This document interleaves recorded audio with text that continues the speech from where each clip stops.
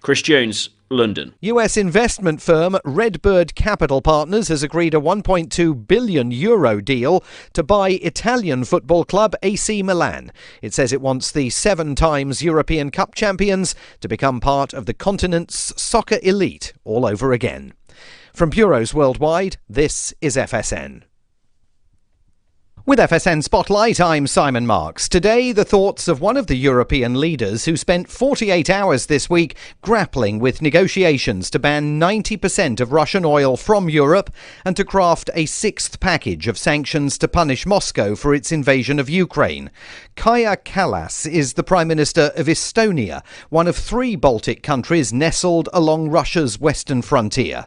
FSN's Rosie Burchard asked her what the EU can do about a growing potential food crisis in Africa that is directly linked to Russia's blockade of Ukrainian Black Sea ports. We are trying to find ways. Of course, it's up to the Ukrainians also to say which are the ways that they are able to live with. One option is through Poland and other ports in the European Union, but that needs investment to the track cages because the width of the railway is different. Then the other option is through Belarus. But the problem with that is that Belarus is under sanctions. And the third solution is through Odessa. But if Ukrainians demine the port, then the ships can get out, but they can also get in, and the war is still going on. So not many good choices. And she accused the Russians of blackmailing the international community by offering to let the grain out in exchange for an alleviation of sanctions against Moscow. The main news again, the US is pushing back at Russian claims that President Biden is fueling the fire in Ukraine by deciding to send long-range rocket systems to the country's armed forces. A jury has found that Johnny Depp was defamed by his ex-wife Amber Heard in an article she wrote for the Washington Post, and flights have been cancelled across the UK, where airlines are trying to deal with increased demand but also a shortfall of staff. And that is the latest feature story news. Simon Marks reporting. Hello, this is anchor Doyle Redland. I have just been informed that my 40-year contract with the Onion Radio News expired 2 minutes ago. A brief extension has been added to my contract to allow me to say goodbye to you, my faceless listeners. I've been reading the news out loud on the air for a very long time now, and the words to describe my feelings are difficult to find. Steve, what are you doing? This is my big moment. I'm getting the word now that you have to leave the studio right now. But where will I go? Now.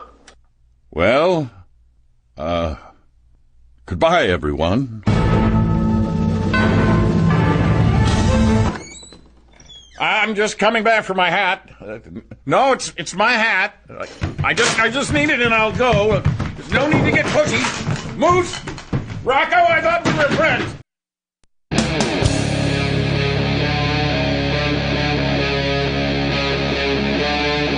Free Talk Live. It is Free Talk Live, where you're invited to take control of the airwaves, talk about whatever is important to you. 603-283-6160 if you'd like to do that. Again, that number is 603-283-6160. With you in the studio tonight, it's Aria, Bonnie, and Nikki. And Nikki, welcome back. Thank you. Of course, coming up in tonight's show, we're going to be talking about the Boston Police. They recently acquired a new drone, and that because that's not enough, they also now want to create an entirely new unit to pilot this hyper-advanced drone. Basically, it's a government boondoggle. It's a way of filtering large amounts of money and military equipment to the police department. And that's not surprising. We're also going to talk about an unarmed woman who was killed by police because, if there's anything we want, it's for police to have more weapons so they can, kill more unarmed. I wrote down unarmed woman, but actually, Bonnie, you have the story, and you said it's an unarmed pregnant woman. Yeah. Is that right? Absolutely disgusting, but not surprising, again, coming from police. But Nikki, as mentioned, you are back for the first time in several months, I think. Yeah, a little over 2 months. So what's been going on? Where you been? Yeah, so I went to California for a little bit. I was training. California? Yeah, California, exactly. It's very much so. I was training at a birth center out there. That whole thing was very interesting. It was definitely a learning experience. I'm glad I went, but I don't know if I would recommend it. Was it something like something that qualified you for another class or anything like that? Like, is it something you needed to get done? Kind of. I went out there to train with a preceptor because I was originally doing the PEP process to get my CPM. And that was going to basically allow you to do everything a lot faster, right? In like a hyper-condensed period of crunch, right? Yeah, yeah. So the PEP process is a way for me to get my CPM to become a midwife. And being out there kind of made me realize that I do not want to be licensed or regulated by the state at all. And I am officially no longer going that route. Wow, that's surprising. Now, I remember there was a midwifery bill here in New Hampshire. Yeah. Can you still pursue this career path without dealing with the licensing and all of that crap here in New Hampshire? Not technically. Not necessarily. It depends who you ask. Okay. Understood. There's a lot of weird things like that. Now, you weren't even in the cool part of California, like the northern parts where it's more conservative, more liberty-oriented, perhaps? I was in the northern part of LA County. So I still got to enjoy the almost 8% sales tax, but it's a little bit more conservative than it is in like actual Los Angeles area. And the people I was staying with and the people I was working with were like, they identified as libertarian, but I would consider them more like Republican conservative, but they were still like, we agreed on a lot of things. They were still like pretty back the blue, which isn't really ideal, but I kind of just, held my tongue about pick those your battles. things. Yeah, definitely. Yeah, but you know how I know you've been in New Hampshire for a long time, or at least long enough where you at least consider New Hampshire to be your home. You mentioned 8% sales tax being like abnormally high. I know. I just Googled what is Texas's sales tax, and it's 6.25. Like, I thought California would be like 15 or something. I don't know. It's the highest, I think. Is it? I'm pretty sure it was, yeah. I'm just pointing the finger at Texans who act like they're so free. You're not even that. I mean, the sales tax isn't even that much cheaper than California's. Dang. Mississippi had 7%, and that's what I was going off of. I really thought it was 7.5 or something in Texas, but Google says 6.5. Yeah, I've just been in New Hampshire for too long, and I was like, wait, okay, so this is what happened. And I think when I called into the show, I told this story, but I went to Walmart, and I was buying a battery pack to charge my phone, and I went up to the cashier, and I remember it was $44 and some change, and then it ended up being like $50 or like almost $50. And I'm not normally the type of person to argue over a couple of bucks, but I just mentioned it like, oh, this price just isn't correct. And she's like, well, the tax. And I'm like, yeah, but it's like $5 more. And she's like, yeah, the tax. And I'm like, really? And then I Googled it in the car, and I was like, I am not buying anything here anymore. That's it. I'm boycotting California. When I first came up here, I didn't know there was no sales tax. Honestly, I didn't know any state in the union didn't have a sales tax. Probably because I was completely brainwashed to think Texas was the freest state in the union until I started listening to Free Talk Live. Yeah. And so I came up here. I had to buy a jacket. I picked one. It was like $40, $35, but I was like, okay, do I have enough? It's going to be like $50. And then I go up there, and it was just 35 or whatever it was, and I was like shocked. And then I said something to someone, and they were like, yeah, it's so nice to not have a sales tax. It is a culture shock to get to New Hampshire if you're not expecting, because I didn't know there wasn't a sales tax when I moved here. Evidently, there's 3 states that don't have a sales tax. New Hampshire, Oregon, strangely enough, which is a surprise super to random. me. Yeah.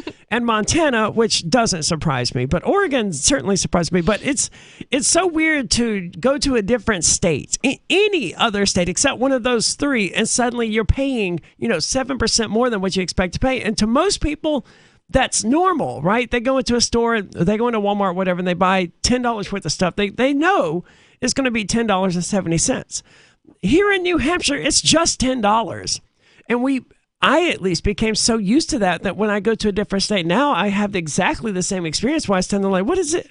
Why are you charging me more? This isn't what you had on the sticker.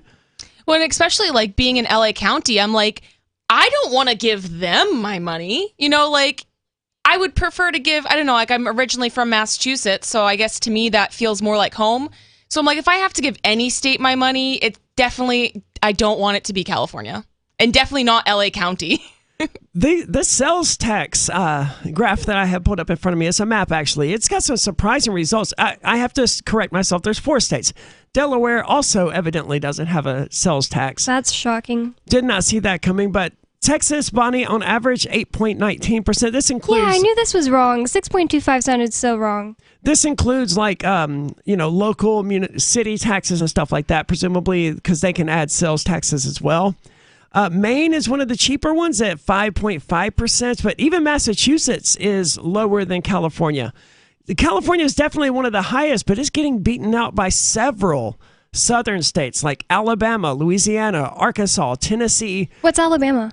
Alabama is 9.2%. What? Yeah. 9%? Almost 10% in Tennessee, 9.55% in these conservative states. They're beating Washington and California and the state of New York. It's not a good look for any of these. But of course, you do have these 4 awesome states, New Hampshire, Oregon, Montana, and Delaware, that have no sales tax whatsoever.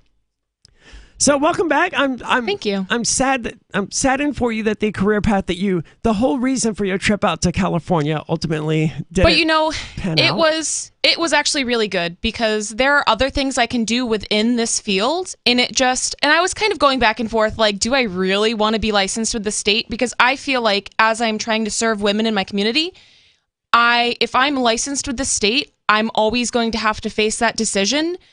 Am I going to not follow the state regulations and possibly lose my license? Or, like, who am I going to choose, the state or women? Okay. So for me to like completely authentically serve women in integrity, I can't be licensed. It's just literally impossible for me to do my job to the best of my ability. So that's a really good position to take. It's unfortunate that the state has meddled in affairs to the extent that you have to choose between, being licensed and actually fulfilling the role that you choose to fulfill in society. But that is what the governments do. Even here in New Hampshire, the whole midwifery nonsense that happened a year ago, it should never happen in the first place. You had a bunch of, I think in that case, it was people wanting to create this medical board that oversees midwifery, but only one person on the board was going to actually be a midwife. Just a complete takeover of an industry by the government so they could control it and run into the ground and create regulations. And they gave like such a dumb reason to it. Was like, oh, we're going to be sued because your board is too small, or like there's not enough midwives or something. They came up with like a theoretical scenario that could happen. Like somebody could try to sue us because this isn't regulated enough. It wasn't even like, oh, we almost got sued, we need to fix this. And nobody really looks at the big picture about what the real implications of that could be. Changing up the board and having doctors in charge of midwifery doesn't even make sense. It certainly doesn't. Another thing that doesn't really make sense is this formula shortage. And you want to talk about that because, that's a big issue for women these days. And that, as you said, that's what you do. 603-283-6160 if you want to weigh in. That's 603-283-6160. It is Free Talk Live. Are you tired of your taxes funding endless occupations around the world? Antiwar.com is run by people who understand that wars abroad become wars at home, wars on our freedoms. Antiwar.com is dedicated to bringing you the latest in news, views, interviews, and reviews from the top movers and shakers in the anti-occupation movement. Antiwar.com has it all, from thorough foreign policy analysis to interviews with whistleblowers who used to run the military-industrial complex. Anti-war, pro-free market. That's antiwar.com. When a lunar observatory detects a radio broadcast originating from Proxima Centauri, the nations of Earth discover their first contact with an alien race may also be their last. With the Proximans facing an extinction-level disaster, Earth must choose between sending a ship on a multi-year journey or allowing nature to take its course. Saving Proxima, a hard science fiction thriller by Travis S. Taylor and Les Johnson from BaneBooks.com. Is oral health important to you? If you don't like your own teeth, fresh breath, or kissing people, then by all means stop listening. Several years ago, I met Jessica Armand, founder and CEO of My Magic Mud, and I became passionate about the product that she created and never want to live without it. It's clinically proven to whiten teeth, but I find it does much more. They want you to love My Magic Mud as much as I do, so they're giving you a money-back guarantee plus 20% off. Go to MyMagicMud.com and use coupon code FTL20 at checkout. MyMagicMud.com, FTL20. Are you tired of governments murdering people around the world? Stop using their money. There is an alternative. Bitcoin is a stateless, free market, non-political currency. Bitcoin cannot be inflated or controlled by any government. By using their money, you're helping the state. Stop doing it. You have an incredible alternative available now. Learn it, use it, spread it. Get started with Bitcoin at Bitcoin.com. That's Bitcoin.com. Free Talk Live. I had a turning point in my life that happened right here on the air on Free Talk Live. A veteran, a guy who had served like 20 years in the military in both the Navy and the Army, called in and he asked me to rebut the statement. The military are a bunch of paid killers working for liars and thieves in Washington, D.C. Now, when you're stuck here on the air, you're on live radio. There's nowhere to go. You can't excuse yourself to go to the bathroom. You can't change the subject. You're a talk show host who has built their reputation on honesty and logic. What are you going to do when somebody says that to you? Well, when you don't have an answer to something, you're going to have to look really hard at the other side's opinion. And that's what I was left doing. Free Talk Live, 7 nights a week from 7 to 10 Eastern, live on the Liberty Radio Network at LRN.FM. If you want to know the latest about Free Talk Live before we go on the air, all you need to decide is how you want it delivered. It's your choice. Visit news.freetalklive.com to receive our usually weekly news updates by email. Plus, we have a Twitter account at twitter.freetalklive.com, and you can follow us on the decentralized Mastodon platform at toot.freetalklive.com. So please follow us at toot.freetalklive.com and sign up for our emails at news.freetalklive.com. There are basically two types of advertising, direct response and branding. Radio's great for direct response with its low cost to listener ratio, but audio can't be beat for branding, which is a longer-term endeavor. You want to be the first thing that someone thinks of when they think about your product or service. If you have a local business that you want kept top of mind in your community, call the station. If you need national reach, Free Talk Live's got around 200 radio stations, millions of monthly listening sessions, can suit all budgets, and if we don't think we're right for you, we'll tell you. Email me, mark@freetalklive.com. Yep, we still do email. Drop your email address in the entry box at freetalklive.com, and you'll be kept in the loop with Free Talk Live.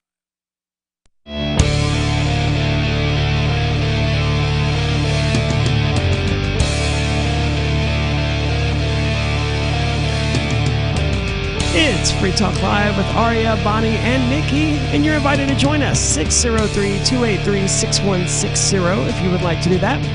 Again, the number is 603-283-6160. And we're going to be talking about this unarmed pregnant woman who was murdered by police, and the Boston Police Department, not the police department that did this, I don't think, for all I know it was. I mean, I wouldn't be surprised. No, it was Kansas City. But the Boston Police Department, they have a new toy, and they want a new unit to play with that toy. But before we get into that, Nikki, this formula shortage, I have not been paying very much attention to this news. To me, it's sort of like the Johnny Depp Amber Heard thing, except it's actually serious, right? Yeah. And yeah. I know a lot of people have been talking about the formula shortage, and it's a big, major thing, but it doesn't have any impact on me and my world, what I have going on, so I haven't paid any attention to it. I saw something about Bill Gates having some master baby formula plan that he was coming out with. Is that even true? I haven't heard about that, but Okay, that would not surprise me at all. I'm assuming it's probably not true because it was among those conspiracy theories. Oh, just in time for the baby formula shortage, here comes Bill Gates with his new magic formula that's going to fix everything. Oh my God. But I don't know if that was true or not. So what is going on with the formula shortage? Because it does seem like government caused this, as I understand it, and that the FDA went into the largest facility where baby formula is being manufactured, and did they close it down? Yeah, I can't remember the exact number of babies, but it wasn't more than 6. It was like either 1 to 6 babies. It was like a very low number of babies allegedly died from the formula. Which sucks. Is it just one brand that they make, or? So it's kind of confusing because they shut the whole plant down, but there are like hundreds of different kinds of baby formula. To be completely honest with you, it's all the same crap. but they just rebrand it, and that's what I would expect. You know, I mean, sort of how all of these different cereals that are made by Kellogg's and Malta Mills and all of these others, they're all made at the same factory, and then they just get packaged into a different box. Yeah, and they're all fortified, and it's actually very similar. Like, cereal is a good thing to compare baby formula to because they're all artificially fortified. And I don't know what that means. So basically what they do is they put a bunch of vitamins and minerals into the cereal, and then they market it to parents and children, and they're like, hey, look, this is just like taking a multivitamin for your kids, and it's so easy to feed it to them, blah, blah, blah. And then, but it's like genetically modified, and it has high doses of all of these like copper, iron, zinc, like all of these metals. So then your kids have a toxic overload of heavy metals. Don't get me wrong, you do need copper, iron, zinc, and you need these things in your body. Yeah, but isn't it true that, vitamins and these sort of supplements, what was the term you used when they infuse it into fortify? A food? Yeah. Isn't it true that the better way to do this is to modify your diet so you're getting those naturally? Absolutely. That's how Conan got me off of almond milk because, I wasn't listening to any of his other arguments, but he said something about the fortified calcium and all this stuff, and really, it's like playing with medicine. Like, if you are just drinking a whole bunch of calcium every day, like way more than you need, and you don't know it just because you're like, oh, I'm drinking almond milk. But if you're drinking something like cow's milk or food with iron in it, it has other things in it that help your body absorb the right amount instead of just putting it in like a powder. Yeah, I'd always heard that multivitamins and things like that, they were basically just ways of having more expensive urine. Yeah, because most of them are water soluble, so you're just going to pee them all out. So, and then stuff like iron, what happens to a lot of people is they'll be, and we're getting way off topic here, but it's hard, like people won't have the other nutrients necessary for their body to absorb the iron, but the body still has iron stores. So the body's hanging on to the iron.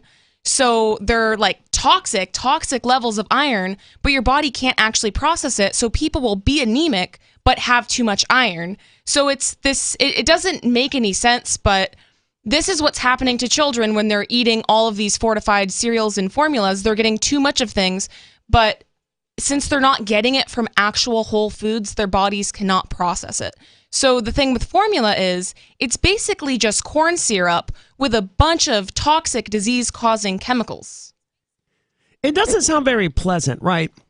Like, isn't what they do with the formula, it's basically just this powder, and you warm it, you put it in a bottle, and you pour warm water into it or something like that? Mm-hmm. That doesn't sound very appealing. And it's so ironic because the type of animal milk that is closest to breast milk is goat's milk. So really... Human breast milk. Right. Yes. Okay. Yeah. So really, if a woman was unable to breastfeed her child, the best second for her to give her child is raw goat's milk. Unfortunately, in most places in the world, raw milk is illegal. Thankfully, we live in New Hampshire where it is legal to buy and sell raw milk. But the pharmaceutical companies and like the Doctors Association and the Pediatrics Association will tell you that it's super dangerous to feed your baby cow's or goat's milk in place of breast milk or formula because it's not fortified enough. It doesn't have enough of the nutrients. But really, I think that's just a load of bull. Well, they were trained in medical school, and presumably a lot of those people who are training them in medical school, help pay for the textbooks or whatever, and they own baby formula companies. Well, I mean, the baby formula companies are literally in the hospitals, and it's crazy. Like when I did my maternity rotation in nursing school, there's like Similac, everything. They have Similac pens. That's a formula company, if you don't know. Similac is the only one that I've ever heard of. Yeah, me too. Yeah, they're like the big baby formula company. They have stickers on the side of the bassinets in the nurseries. They have they sponsor free samples. The hospital. Literally, they're paying the hospitals money to like pimp out their projects or products rather. And then the craziest part is women who want to exclusively breastfeed, sometimes the nurses will take their babies and give them formula essentially against their wills. Like they'll be like, oh, honey, why don't you take a nap? You look so tired. And then while mom's sleeping, they're like, well, we don't want to wake mom up to breastfeed the baby because babies have to breastfeed like every hour, every 30 minutes, like the first few days of life. So they're like, oh, we'll just supplement with formula. And then at that point, they have completely disrupted the hormonal makeup of the breastfeeding bonding relationship with the baby. and the baby is now unable to, like, then the women aren't producing enough breast milk for the baby, and it just starts this vicious cycle of women not being able to breastfeed their kids. Or, you know, women are essentially set up for failure in our society, so I don't blame women for having to formula feed, but it's just a shame because there are so many other better options. And I've always wondered why so many women are like, don't even bring up that I should be breastfeeding my baby because I can't. I'm always just like, why? Like, for thousands of years, isn't that what everyone did? well, you didn't have an option. Your baby would die thousands of years ago. And it's just like, why do so many people not make enough? So it's really the disconnect that people are having with their bodies nowadays, and it starts in our own health. Like, whenever something's wrong, you run to the doctors. But really, we have everything we need to heal ourselves. Like, unless you have some crazy disease, you really don't need to be looking from outside sources to heal yourself. Like, if people are just super disconnected from their bodies, and then it stems into pregnancy, birth, and breastfeeding. Well, you have an article about people being anti-breastfeeding that I want to get into, because it does seem, it's a fair point that Bonnie raises. You know, breastfeeding worked for hundreds of thousands of years just fine. Why is that no longer good enough? 603-283-6160. If you're in the medical establishment and you can explain to me why breastfeeding isn't good enough, give us a call. It's Free Talk Live. Free Talk Live's video archives have been on Library for years. Library is an uncensorable, decentralized, blockchain-based media sharing protocol, and we're big fans of it here on Free Talk Live. In 2020, Library launched Odyssey, a video sharing website to compete with YouTube, and it's really taking off. Now with over 1 million channels, many of whom are disaffected YouTube creators. During YouTube's crackdown for not towing the government line on COVID, the Free Talk Live YouTube channel started receiving strikes and could be completely taken down at any moment. Thankfully, Odyssey started offering live streaming, so we're now streaming live every night and posting our video archives permanently to Odyssey. You can watch live or anytime on our Odyssey channel by visiting video.freetalklive.com. If you want to go all in, download the desktop app at lbry.com, and then every video archive you watch, you'll help seed and keep it online forever. At minimum, we ask you visit video.freetalklive.com and follow us on Odyssey today. video.freetalklive.com. From Feature Story News in Washington, I'm Simon Marks. The US is pushing back at Russian claims that President Biden is fueling the fire in Ukraine by deciding to send long-range rocket systems to the country's armed forces. The German government also announced plans today to send air defense systems and rocket launchers to Ukraine. Both decisions were criticized by the Kremlin, a move that comes as Russian forces are gaining ground in the eastern Donbass region of Ukraine. Secretary of State Antony Blinken spoke at the State Department after meetings with NATO Secretary General Jens Stoltenberg. It's Russia that is attacking Ukraine. Simply put, the best way to avoid escalation is for Russia to stop the aggression and the war that it started. It's fully within its power to do so. Specifically with regard to weapon systems being provided, the Ukrainians have given us assurances that they will not use these systems against targets on Russian territory. There is a strong trust bond between Ukraine and the United States, as well as with our allies and partners. And the NATO Secretary General said all member states are willing to enter negotiations with the Turkish government in a bid to allay Ankara's concerns over expanding NATO to include Finland and Sweden. In other news, verdicts in the Johnny Depp Amber Heard defamation trial that has dragged on for 6 weeks in a Virginia courtroom. Do you find that Mr. Depp has proven all the elements of defamation? Answer, yes. Has Mr. Depp proven by a greater weight of the evidence that, question, the statement was made or published by Ms. Heard? Answer, yes. The jury overwhelmingly found Mr. Depp had been defamed by ex-wife Amber Heard in an article she wrote for a newspaper. She was ordered to pay him $15 million in damages, but she won some elements of her countersuit, and he was ordered to pay her $2 million. Flights have been cancelled across the UK as airlines struggle to deal with increased demand and a shortage of staff. From FSN's London bureau, Chris Jones with the latest on the travel misery. EasyJet alone cancelled around 40 domestic and European European flights on Wednesday and has plans to cancel over 200 more in the coming weeks to give customers enough notice to make other plans. Airlines say because of the pandemic, they had to let go of thousands of staff.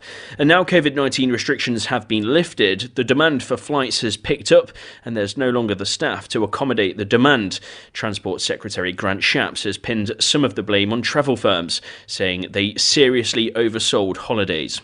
Chris Jones, London. US investment firm Redbird Capital Partners has agreed a €1.2 billion deal to buy Italian football club AC Milan. It says it wants the 7 times European Cup champions to become part of the continent's soccer elite all over again. From bureaus worldwide, this is FSN.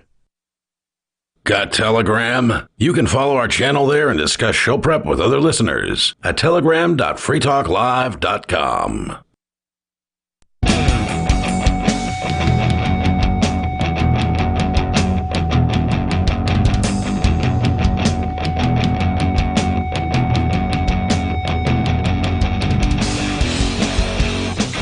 It's Free Talk Live, where you're invited to take control of the airwaves, talk about whatever is important to you. 603-283-6160 if you'd like to do that.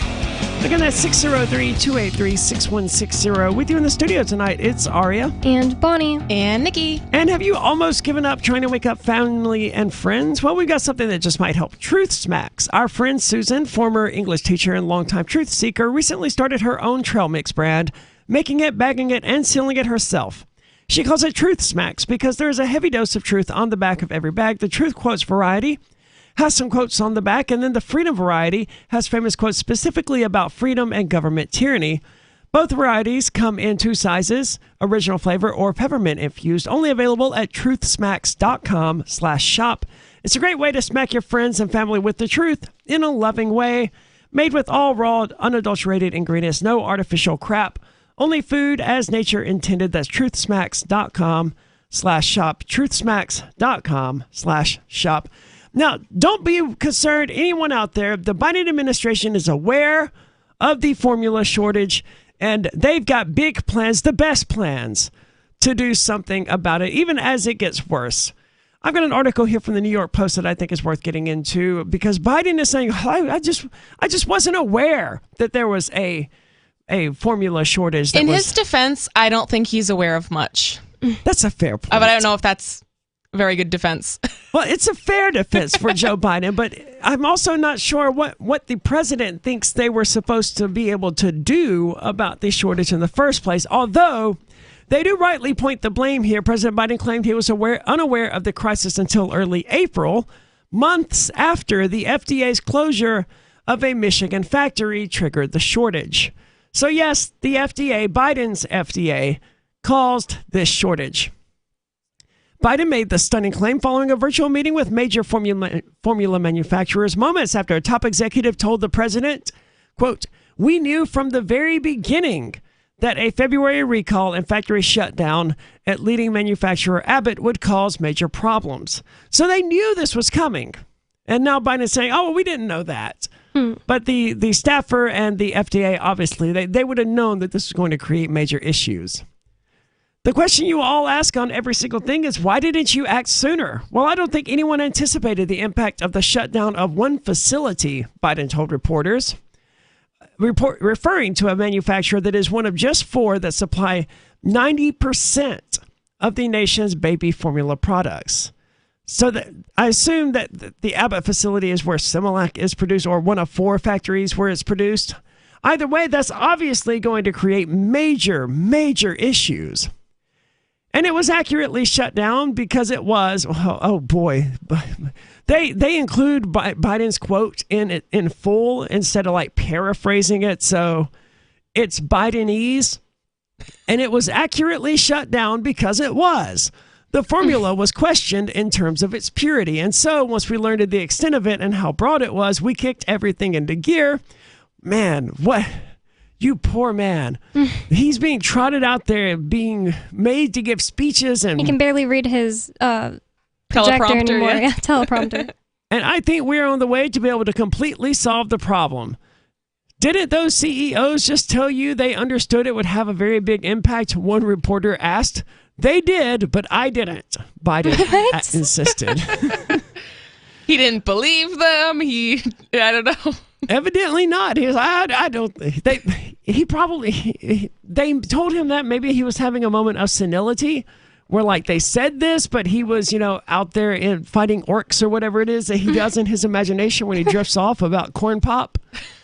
When a reporter asked if the Food and Drug Administration should have been more aware, the president said, "Here's the deal." Of course he did. Why wouldn't he lead with anything else? "I became aware of this problem sometime after in early April, about how intense it was. And so we did everything in our power from that point on, and that's all I can tell you right now." Shouldn't there be as much, I hate to sound like I'm like defending Trump, but shouldn't there be as much outrage about him knowing like 2 months ago as there was like where they were saying Trump knew about COVID and he didn't shut down the whole country? Shouldn't they be saying, oh, he didn't do anything and he knew for 2 months? That would be a fair criticism, but I mean I wish people would see their hypocrisy, because it's so sad to me when we have rampant hypocrisy in the United States. You can point it out to people like the My Body, My Choice thing. That was one of the best examples. And that's how I'm convinced that we live in a universe where there is a God, but he's trolling all of us, because there's no way any species could evolve that was capable of saying, my body, my choice. I shouldn't have to have this vaccine or wear a mask if I don't want to.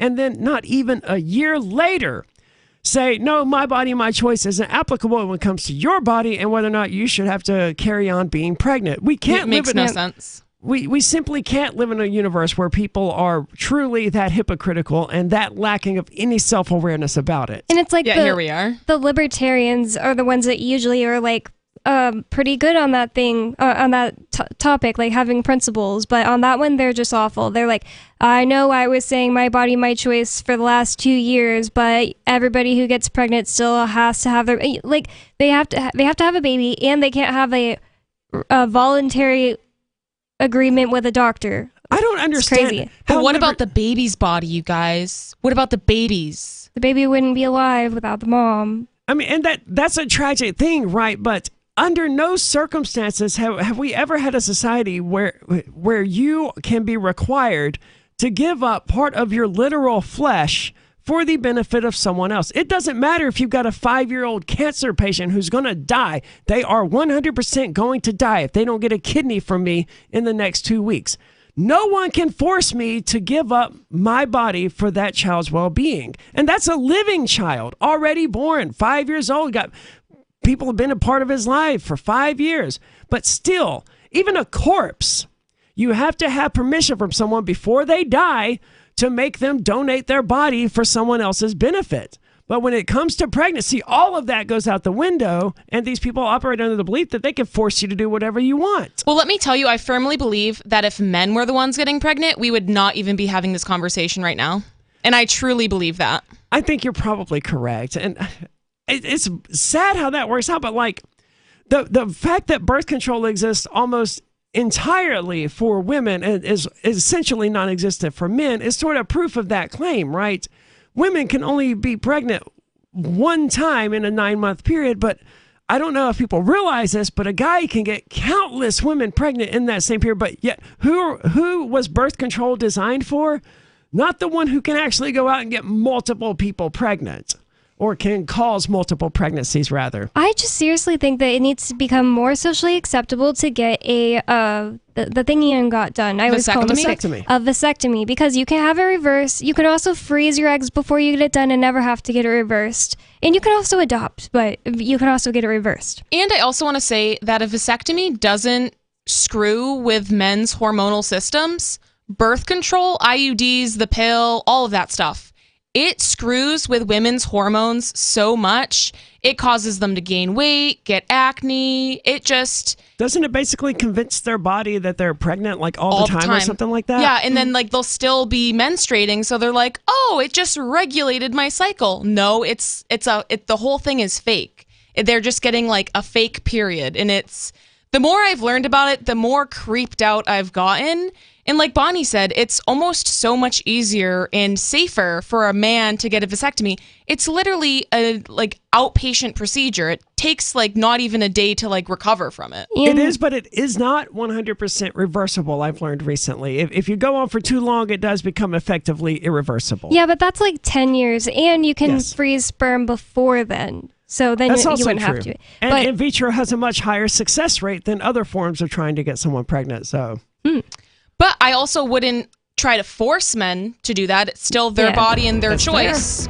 Absolutely. That's not what I meant, if that's what it sounded like. No, of course. But I get what you mean. No, but I understood you want to round up all the men and make only them fair. get vasectomies. 603-283-6160 if you want to join us talking about the baby formula shortage here. Coming up, we're going to be talking about police brutality, though. Where are the pro-lifers when police kill a pregnant woman? 603-283-6160. There's more coming up. It's Free Talk Live.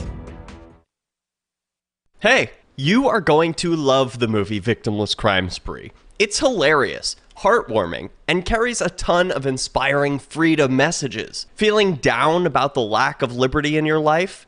You need to put on this film with some friends and have a good laugh. It's a true story about me and my friends in New Hampshire living free, singing, dancing, and getting arrested. Of course, it's all on video, and the bad guys, the cops, judges, bailiffs, and sheriffs, they all play their part like it's out of a movie or something. You would think we scripted the whole thing, but it's real life. Go ahead and have a watch, and if it's been a while, have another look. I guarantee you'll notice things now that you didn't notice before. And the best part is that you're going to walk away feeling a renewed sense of your own power. You are the master of your destiny, and you will be free in your lifetime. Victimless Crime Spree.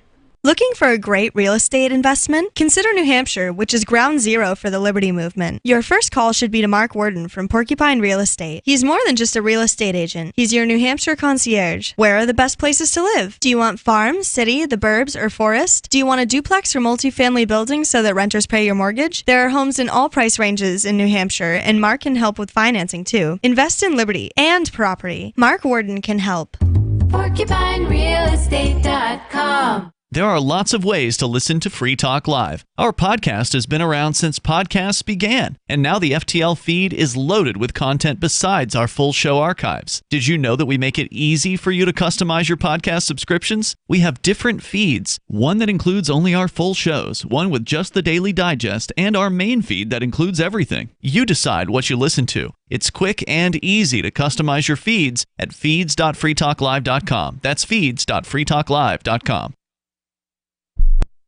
On Free Talk Live, we're bringing people to the ideas of liberty every day. From wrestling superstars like Glenn Jacobs. You guys really are having an impact, I believe. Like I said, a lot of where I am now is due to listening to Free Talk Live. You changed my mind on some very important issues years ago. To random people tuning in on the radio.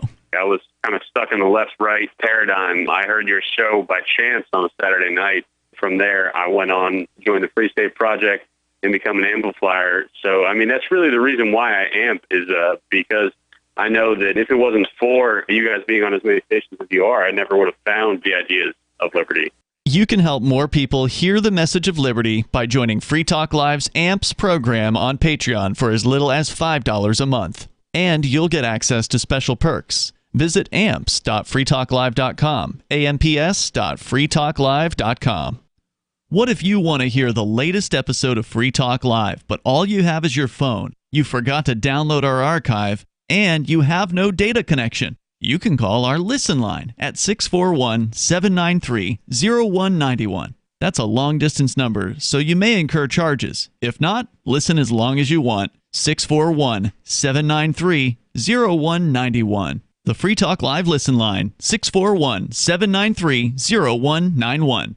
So you've signed the Shire Society Declaration and are planning your move to New Hampshire to be around more liberty-oriented people. Next, sign up for the Shire Society Forum at forum.shiresociety.com. There are a bunch of people there who are already in the Shire, and they want to meet you. If you're already in the Shire physically, you should also come by the forums. Remember, not everyone uses Facebook. New people are signing up for the Shire Society Forum every month, so drop in and say hello at forum.shiresociety.com.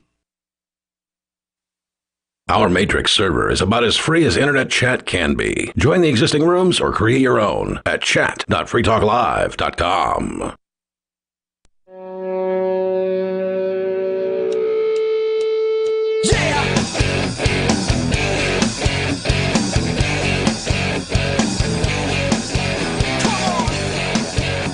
It's Free Talk Live, and you are invited to join us. Share your thoughts and opinions. 603-283-6160 if you'd like to do that. Again, that's 603-283-6160. With you in the studio tonight, it's Aria. And Bonnie. And Nikki. And Nikki, you got back just in time for Fork Fest and the Porcupine Freedom Festival.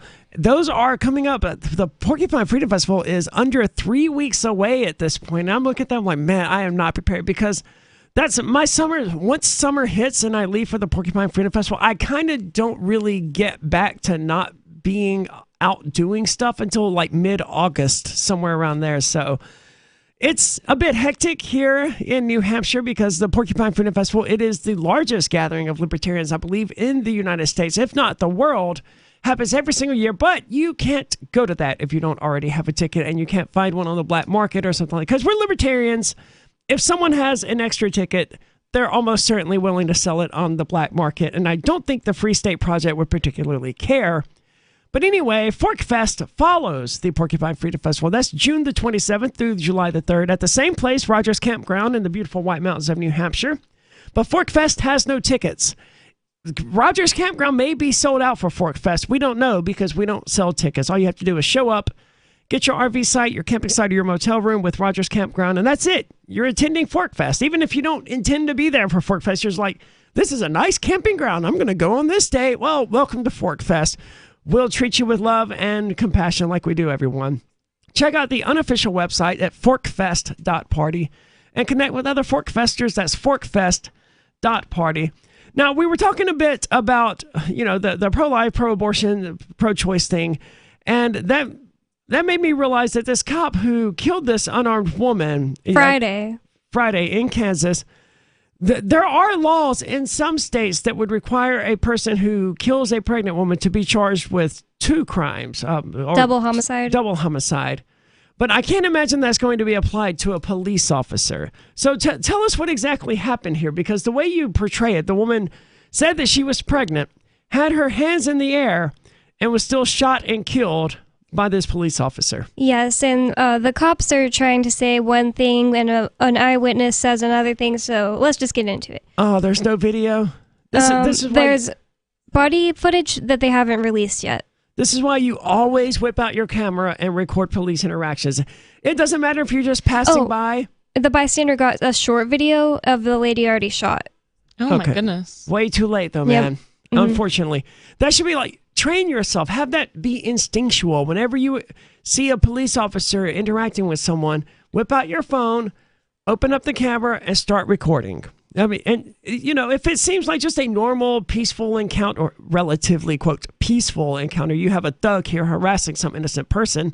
If it seems like no one's going to get shot or there won't be any police brutality, you just keep going if you want. Not everyone has to be out there cop blocking. But as a general rule of thumb, if you're around and you're going to be there anyway and you're watching some stuff go down with the police officer, start recording. You could save someone's life. They're way less likely to kill someone if they know they're being recorded. And if they do kill someone, you can at least help bring them to justice. And you might actually prevent it because they don't want to be recorded killing somebody. It says on Friday, police officers in Kansas City, Missouri, repeatedly shot a woman in a store parking lot even after she told them she couldn't get on the ground because she was pregnant. A witness who spoke to the Kansas City Star said the woman, 26-year-old Leona Hale, had her hands up moments before the officers fired their weapons. So they ordered her to get down on the ground. As I understood it, that was not an offense worth shooting someone over, right? I don't think they're allowed to shoot you for refusing to get down on the ground. As long as you put your hands up in the air and, you're making some effort to comply, I didn't think they were allowed to shoot you. Because technically it would be a lawful order for them to say, okay, now play hopscotch. Can they shoot you if you don't do that? They're not allowed to shoot you unless you are about to shoot them. The cops are not allowed to punish people. They're only allowed to bring you to the jail to get you booked. And then they're supposed to let you free no matter what until your court date. It's crazy the way that cops or due process has just completely gone out the window. Reading Alu's book, audio booking is making me really, really keyed in on this type of thing. It's called... I may have to read the book. It's called Presumed Guilty. It's by friend of the show, Alu Axelman. Yeah, it's on Amazon if you search that.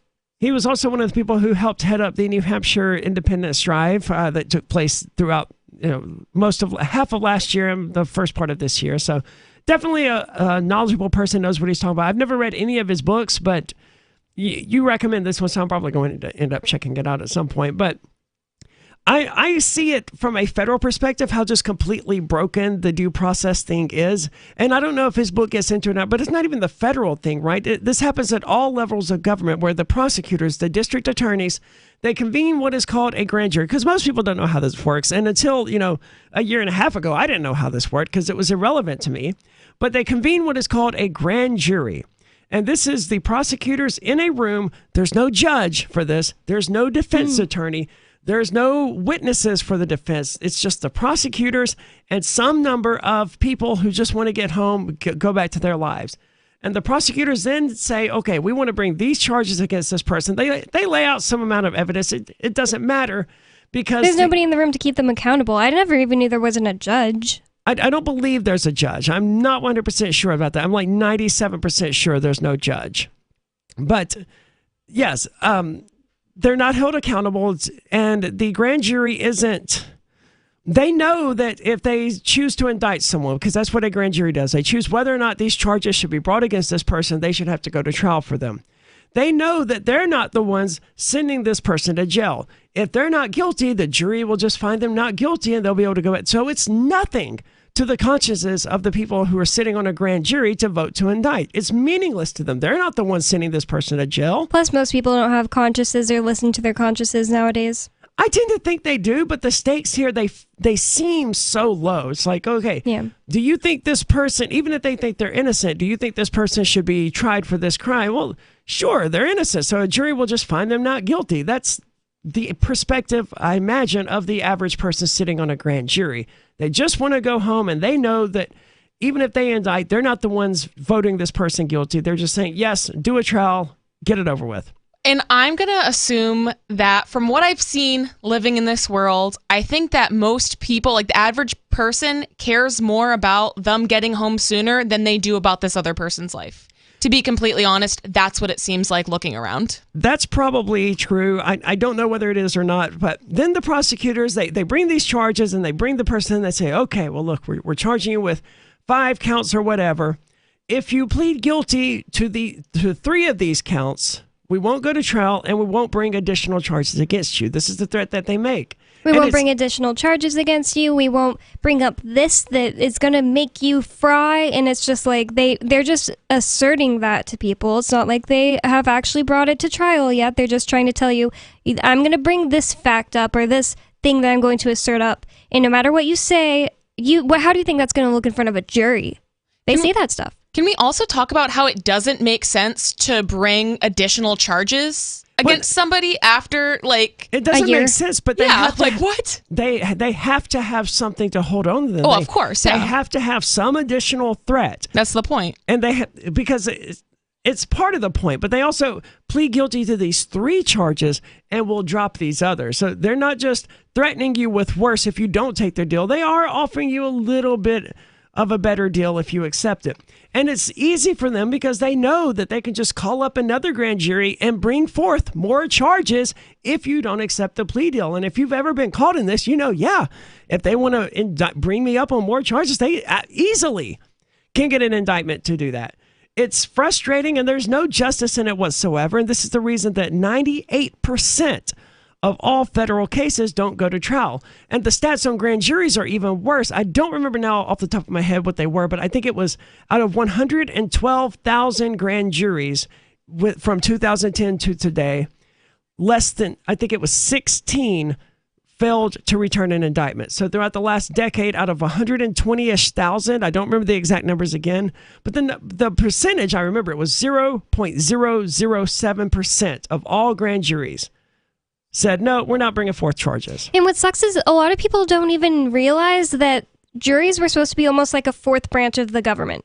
And that's not what they are at all anymore. Basically, the judge tells the jury basically to prosecute. I mean, it's not like they literally in those words do it, but they tell them, this is the counts you're supposed to pay attention to. Does it fit that? Okay, then yes, that's what you'll say guilty to. But really, the jury is supposed to be able to be a check on the judicial system by saying, okay, yeah, maybe they're guilty of this, but... You're referring to the jury instructions where the judges basically say, okay, this is the exact criteria for a guilty plea. It doesn't matter what you think about any of this. If you find these 4 things or whatever to be true, then you must vote guilty. Most people don't know that they can nullify and just say, yeah, maybe he's guilty, but it's not that big of a deal, so well, you not wouldn't guilty. say maybe he's guilty. They would just say not guilty. It's Free Talk Live. Tired of cancel culture? Sick of mega tech corporations holding an axe over your head? Join the LRN.FM Matrix chat server. It's self-hosted, so no one else can tell us what to do or say. Don't like the existing channels? You can make your own. You can even connect into some of our channels from other Matrix servers. It's federated. For the full LRN.FM Matrix experience, though, you should join our server via the step-by-step instructions at chat.lrn.fm. Chat.lrn.fm. Do you feel like your nation, state, or community no longer holds your values? Have you dreamt of a place where people agree that liberty is important and are free to pursue their projects so long as they respect the property of others? There are many people just like you that are discovering freeprivatecities.com. Their social media links are at the upper right of the page at freeprivatecities.com. All skill levels will be needed when the first of the Free Private Cities opens. It's sooner than you think. Stop arguing and build. freeprivatecities.com. The new 4th edition of Healing Our World, The Compassion of Libertarianism, will take your understanding of liberty to a deeper level and has over 1,300 updated references, new cartoons, and a foreword by Dr. Ron Paul. With discounts for multiple book purchases, the 4th edition of Healing Our World is a great gift for the liberals, pragmatists, environmentalists, and Christians in your life who think libertarianism is cold-hearted. Get yours today at healing.freetalklive.com and use promo code FTL for a $5 discount. If you want to know the latest about Free Talk Live before we go on the air, all you need to decide is how you want it delivered. It's your choice. Visit news.freetalklive.com to receive our usually weekly news updates by email. Plus, we have a Twitter account at twitter.freetalklive.com, and you can follow us on the decentralized Mastodon platform at toot.freetalklive.com. So please follow us at toot.freetalklive.com and sign up for our emails at news.freetalklive.com. You're listening to the live edition of Free Talk Live. Hour number 2 is next after the news here on the Liberty Radio Network at LRN.FM. From Feature Story News in Washington, I'm Simon Marks. The US is pushing back at Russian claims that President Biden is fueling the fire in Ukraine by deciding to send long-range rocket systems to the country's armed forces. The German government also announced plans today to send air defense systems and rocket launchers to Ukraine. Both decisions were criticized by the Kremlin, a move that comes as Russian forces are gaining ground in the eastern Donbass region of Ukraine. Secretary of State Antony Blinken spoke at the State Department after meetings with NATO Secretary General Jens Stoltenberg. It's Russia that is attacking Ukraine. Simply put, the best way to avoid escalation is for Russia to stop the aggression and the war that it started. It's fully within its power to do so. Specifically with regard to weapon systems being provided, the Ukrainians have given us assurances that they will not use these systems against targets on Russian territory. There is a strong trust bond between Ukraine and the United States, as well as with our allies and partners. And the NATO Secretary-General said all member states are willing to enter negotiations with the Turkish government in a bid to allay Ankara's concerns over expanding NATO to include Finland and Sweden. In other news, verdicts in the Johnny Depp-Amber Heard defamation trial that has dragged on for 6 weeks in a Virginia courtroom. Do you find that Mr. Depp has proven all the elements of defamation? Answer, yes. Has Mr. Depp proven by a greater weight of the evidence that question, the statement was made or published by Ms. Heard? Answer, yes. The jury overwhelmingly found Mr. Depp had been defamed by ex-wife Amber Heard in an article she wrote for a newspaper. She was ordered to pay him $15 million in damages, but she won some elements of her countersuit, and he was ordered to pay her $2 million. Flights have been cancelled across the UK as airlines struggle to deal with increased demand and a shortage of staff. From FSN's London bureau, Chris Jones with the latest on the travel misery. EasyJet alone cancelled around 40 domestic and European flights on Wednesday and has plans to cancel over 200 more in the coming weeks to give customers enough notice to make other plans. Airlines say because of the pandemic they had to let go of thousands of staff.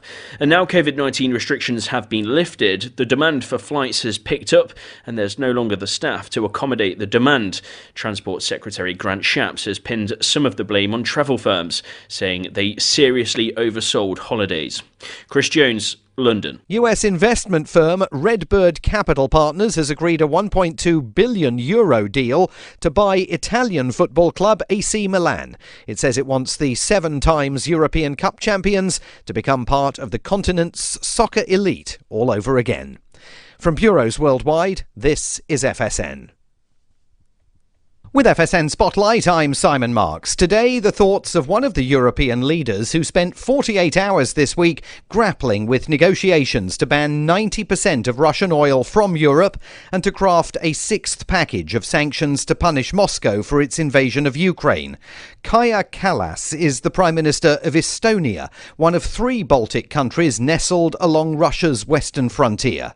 FSN's Rosie Burchard asked her what the EU can do about a growing potential food crisis in Africa that is directly linked to Russia's blockade of Ukrainian Black Sea ports. We are trying to find ways. Of course, it's up to the Ukrainians also to say which are the ways that they are able to live with. One option is through Poland and other ports in European Union, but that needs investment to the track cages because the width of the railway is different. Then the other option is through Belarus. But the problem with that is that Belarus is under sanctions. And the third solution is through Odessa.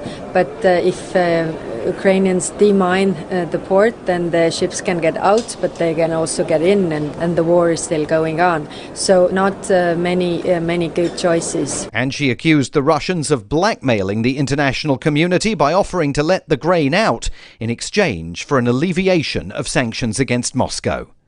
The main news again, the US is pushing back at Russian claims that President Biden is fueling the fire in Ukraine by deciding to send long-range rocket systems to the country's armed forces. A jury has found that Johnny Depp was defamed by his ex-wife Amber Heard in an article she wrote for the Washington Post, and flights have been cancelled across the UK where airlines are trying to deal with increased demand but also a shortfall of staff. And that is the latest feature story news. Simon Marks reporting. In a move that puzzled patrons of the global fast food chain, McDonald's launched an extensive ad campaign this week entitled, "And Yet Is Not Beef Itself an Expression of Wanton Lust?" to air at prime time on several networks. The lengthy advertisement, which makes scant reference to any products or promotions, posits to viewers that perhaps beef is merely a symbolic expression of lust in its most wanton and depraved form. When we call for beef, what are we really asking for? Is it the caress of a gentle lover? Or the blade of an executioner? The rage of steel on bone? Would you yourself deny beef? Would beef deny itself of you? In other news, a spaced-out flower child is grooving on a doobie wave. A new study reveals nothing Pfizer's lawyers can't take care of, and the parents of an adorable child on a TV show are most likely insane. Thus ends nature's majestic cycle of weekly news reviews, only to gracefully begin itself anew in exactly 1 week's time. This is the Onion News Network.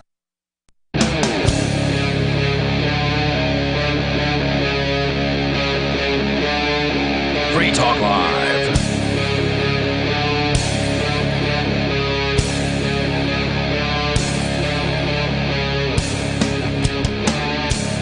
It's Free Talk Live, 603-283-6160 if you would like to join us. That's 603-283-6160. With you in the studio tonight, it's Aria. And Bonnie. And Nikki. And before we got distracted into just how screwed up the justice system really is here in the United States, because that really is how it plays out over and over throughout the United States. And I didn't have the presence of mind to actually pull up those statistics or anything like that. Why would anyone out there assume that I'm good at doing this? Because I certainly did not pull them up. I don't remember what they are, and I'm still saying it's 0.007% is the number of times that grand juries said, no, we don't think we should indict, which is 0.007% is extremely low. It's almost so low that the actual number is irrelevant. You know? That's a good point, yeah. It's basically they always indict. And I think there was a judge in New York, I believe it was, who said that a grand jury would indict a ham sandwich. And that seems to be true based on, the numbers and everything going on. But that's corruption among the prosecutors. There's other types of corruption in what they call the justice system of the United States, and that is the police out there, who are supposed to just arrest people and bring them to jail and then presumably release them if they're not being there because they tried to go on a killing spree or something like that. But they're generally not supposed to kill people, as I understand it. I mean, unless they're getting shot at like any other person, they can defend themselves.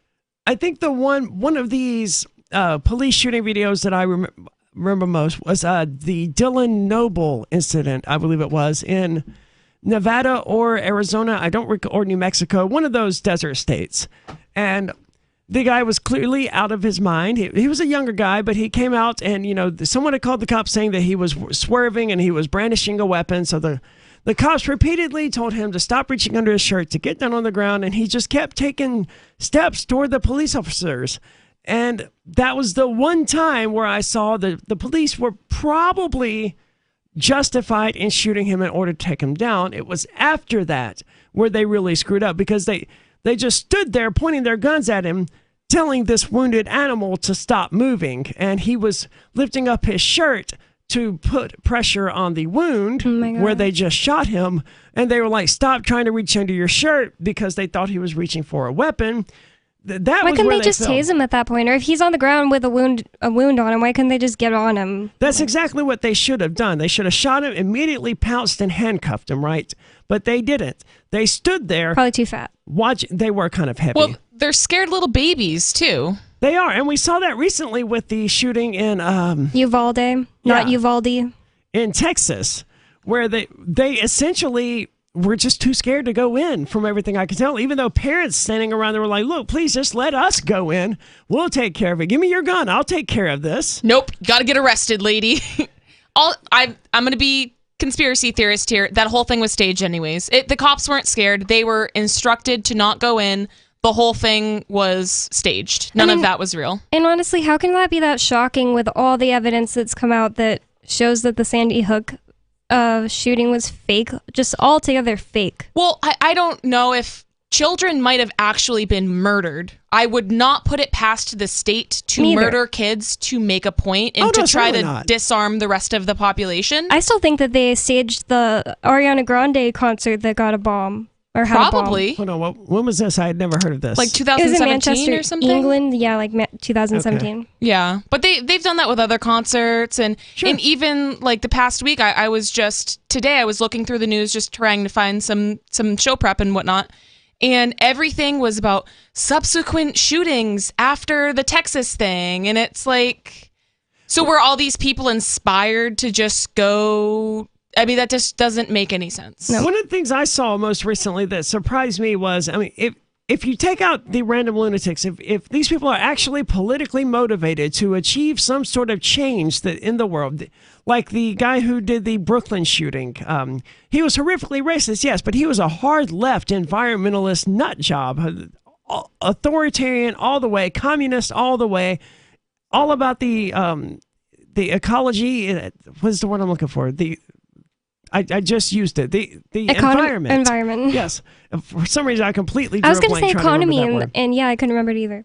So that's what that guy was. And I'm not saying anyone should do this, but if someone is truly passionate about the planet and global warming and saving us from, corporatism and our corporate overlords, why in the world would they shoot, 10 random people instead of, and again, no one should do this, but instead of like Elon Musk or Bill Gates or Jeff Bezos or something? I realize they're harder to get to probably, but if that's who you're angry at, a person who's genuinely, passionately so angry at the world that Jeff Bezos and people like him have made that they're willing to kill people, why would they choose 10 completely random people instead of the person who they believe is responsible for the mess that is making them so angry in the first place? Yeah, it's like, why would you drive past all of these like corporate headquarters and state buildings to go shoot up children? Yeah, they're not. That doesn't make any sense. They're not bombing any Amazon warehouses or anything like that, or even shooting up any Amazon employees or doing anything to disrupt the Amazon hegemony around the United States and how they're treating their workers and all of that nonsense. Instead, he's killing 10 random people in New York. I don't see the connection there. And perhaps that's because I'm not insane. And if you're willing to go kill 10 people, you are, in my opinion, insane, almost by definition. If you're not insane, you at least lack the ability to be sane. But they're not targeting the people you would expect them to be targeting. And it's unclear, the last I checked, what you said Uvalde is how it's pronounced, what his motives actually were, other than, the same old story about this bullied kid who had a speech impediment. So it followed him everywhere he went, even online. And, if you're a fat kid, you're not necessarily followed onto Fortnite when you're having voice chats with people to play your video games or whatever, because they don't hear that you're fat. But if you have a severe speech impediment, they're going to hear that. And apparently he got made fun of on the internet as well as at his school. So not that anything he did was justified, but I could see why this person lost faith in humanity. Yeah, but do you shoot the people who make fun of you, who are your age, probably who went to high school with you, or just some random 5-year-olds or 8-year-olds or whatever? I don't know, but I would speculate after a lifetime of being bullied and mocked and laughed at by just about everyone he had encountered, he probably just saw other human beings as just this homogenous mass of people who were cruel and deserved to die. That would be my guess. And again, I'm not saying that's right or anything like that, but I could see why someone who had been bullied for 18 years of their lives over this issue just completely lost faith in humanity. Also, oftentimes people that are put in those situations, like frequent bullying and whatnot, are prescribed pharmaceuticals like antidepressants, and literally on the side effects, they don't even hide it, on the side effects, it says homicidal or suicidal thoughts. They do. And, I was waiting to hear. I stopped following it because I don't know why I stopped following it, just because there's other stuff to talk about, I guess. But I've been waiting for them to say, oh, yes, it turns out he was on antidepressants, because the guy who did the Las Vegas shooting on all sorts of antidepressants, if I remember correctly. And over throughout these suicides, these homicides, these mass shootings, we find people who were, in fact, on antidepressants. Versus the police brutality problem, which is similar, but they're probably all on steroids, and that's what causes their rage if they're not, also on antidepressants. That may very well be something is causing these people to be such angry, vicious individuals that 40% of them beat their wives. And evidently shoot unarmed people, especially women, after telling them to get down on the ground. And the woman refused to do that because she was pregnant. Yes, and that actually happened this Friday in Kansas City. And the reason I am pointing out that it was just this Friday is because there isn't a crazy outrage about it like there was about, people saying, we have to protect abortion rights, or like the kids who got murdered in Uvalde. It's not the same exact thing, but you would think that a woman, she didn't get murdered, by the way. She just has a clapped lung, but they shot her 5 times. 5 times. Wow. 603-283-6160. There's more coming up. It's Free Talk Live. My name is Jacob Hornberger. I'm president of the Future of Freedom Foundation, which Congressman Ron Paul awarded for having an outstanding freedom website. Write us at fff@fff.org, and we'll send you a free 3-month subscription to our monthly journal of libertarian essays and our booklet, Economic Liberty in the Constitution, which George Mason University economics professor Walter Williams praised in a recent column. That's fff@fff.org. Brute force, intransigent defiance, adamantine will. These are the hallmarks of the AI tank. These gigantic machines have the firepower of an army, but they also have their own sense of honor and duty. When the world breakers arrive, battle will be joined, planets will shake, and war and peace will never be the same again. World Breakers. Stories from David Weber, Larry Correia, and more. Available August 3rd from BaneBooks.com. I'm a little obsessed with My Magic Mud. Several years ago, I met Jessica Armand, the founder and CEO of My Magic Mud, and I didn't even know my teeth were coffee stained. A week's worth of use convinced me, and now I use it every 3 or 4 days. It's clinically proven to whiten teeth, and I think it cleans better too. My Magic Mud's available at most local health food stores, Sprouts, Natural Grocers, CVS, Walmart's Natural Beauty Aisle, but I can get it for you for 20% off with coupon code FTL20 at mymagicmud.com. FTL20 mymagicmud.com. Are you tired of governments murdering people around the world? Stop using their money. There is an alternative. Bitcoin is a stateless, free market, non-political currency. Bitcoin cannot be inflated or controlled by any government. By using their money, you are helping the state. Stop doing it. You have an incredible alternative available now. Learn it, use it, spread it. Get started with Bitcoin at bitcoin.com. That's bitcoin.com. The Free State Project has reached its goal of 20,000 liberty lovers who've pledged to move to New Hampshire and get active to achieve liberty in our lifetime. Perhaps you're trying to figure out what part of New Hampshire should be your destination.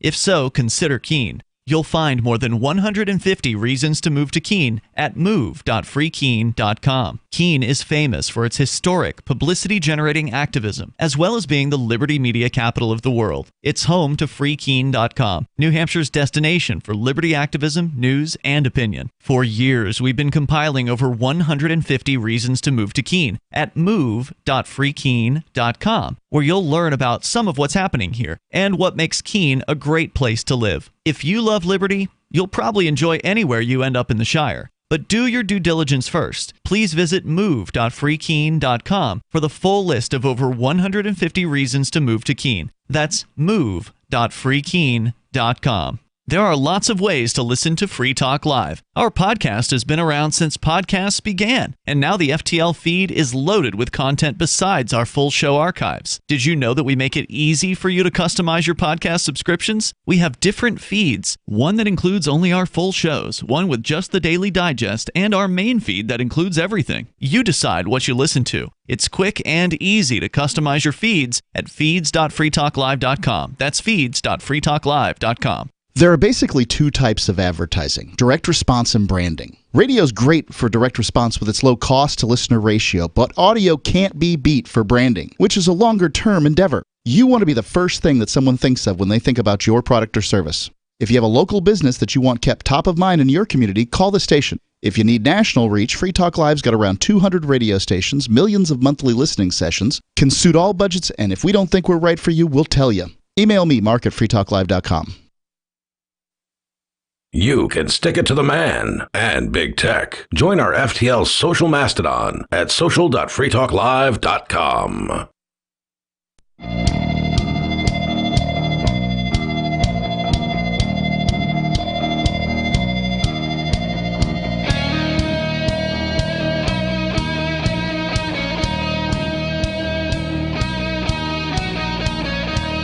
It is Free Talk Live, and you can join us 603-283-6160 if you would like to do that. Again, the number 603-283-6160. With you in the studio tonight, it's Aria. And Bonnie. And Nikki. And we do have a video archive over on Odyssey or Library if you prefer the more robust software that they have. That's video.freetalklive.com. That will take you directly to our channel there, where we don't have to worry about getting censored by big tech or any of that stuff. That's one of the awesome things that Free Talk Live has been doing for the last several years, is trying to be as independent as possible too. So we created our own social media server. We have our own. We didn't create our own video distribution platform, but Library did that. The people over there.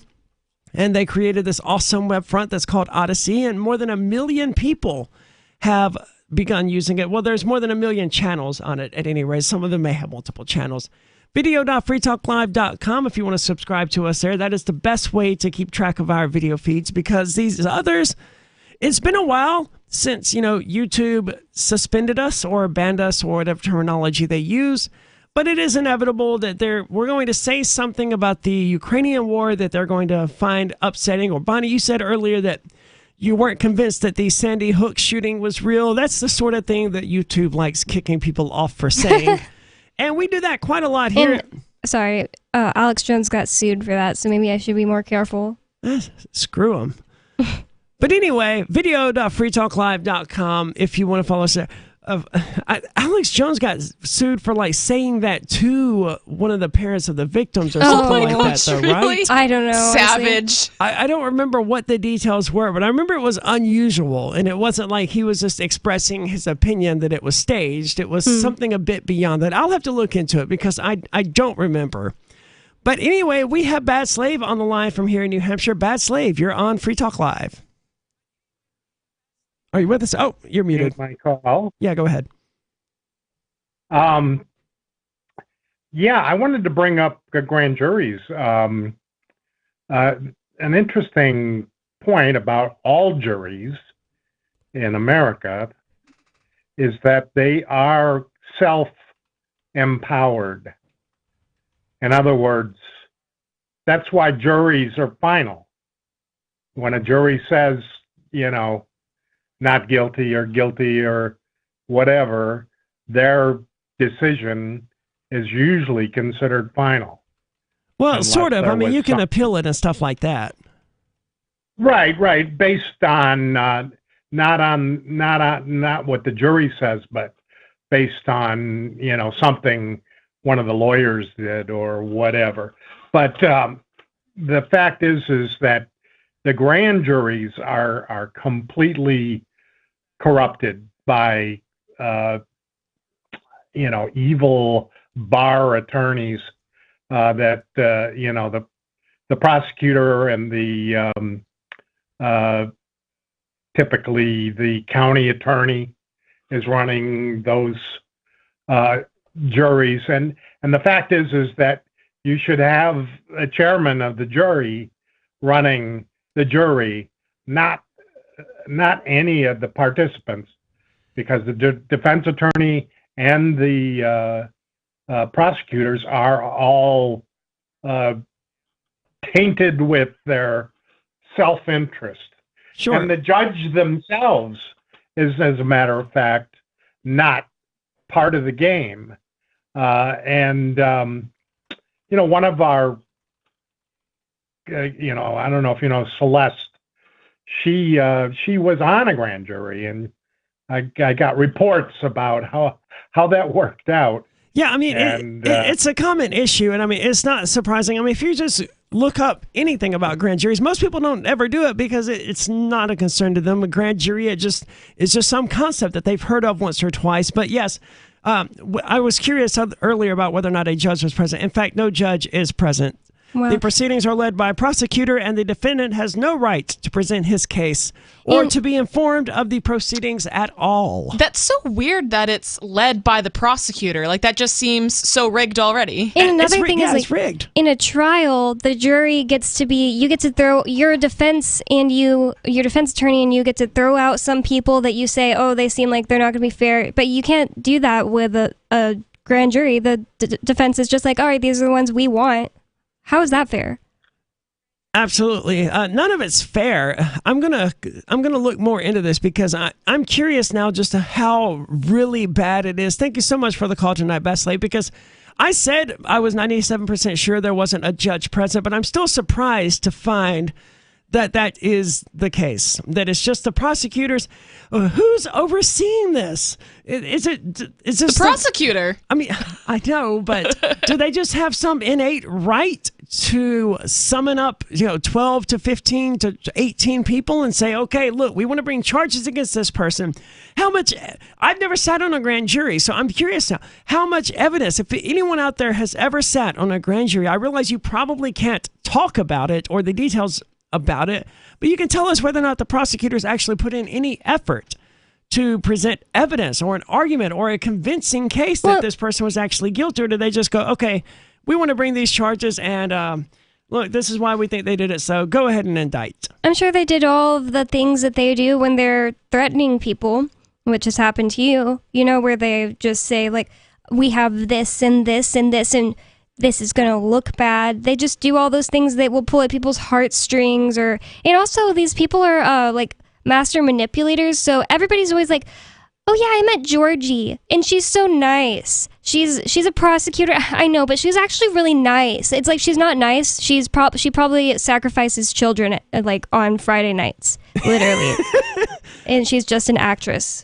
I don't know about that. When you say Georgie, you mean one of the prosecutors in the case against myself and Ian. Yeah, right? She gives herself a nickname to talk to people, and it's creepy.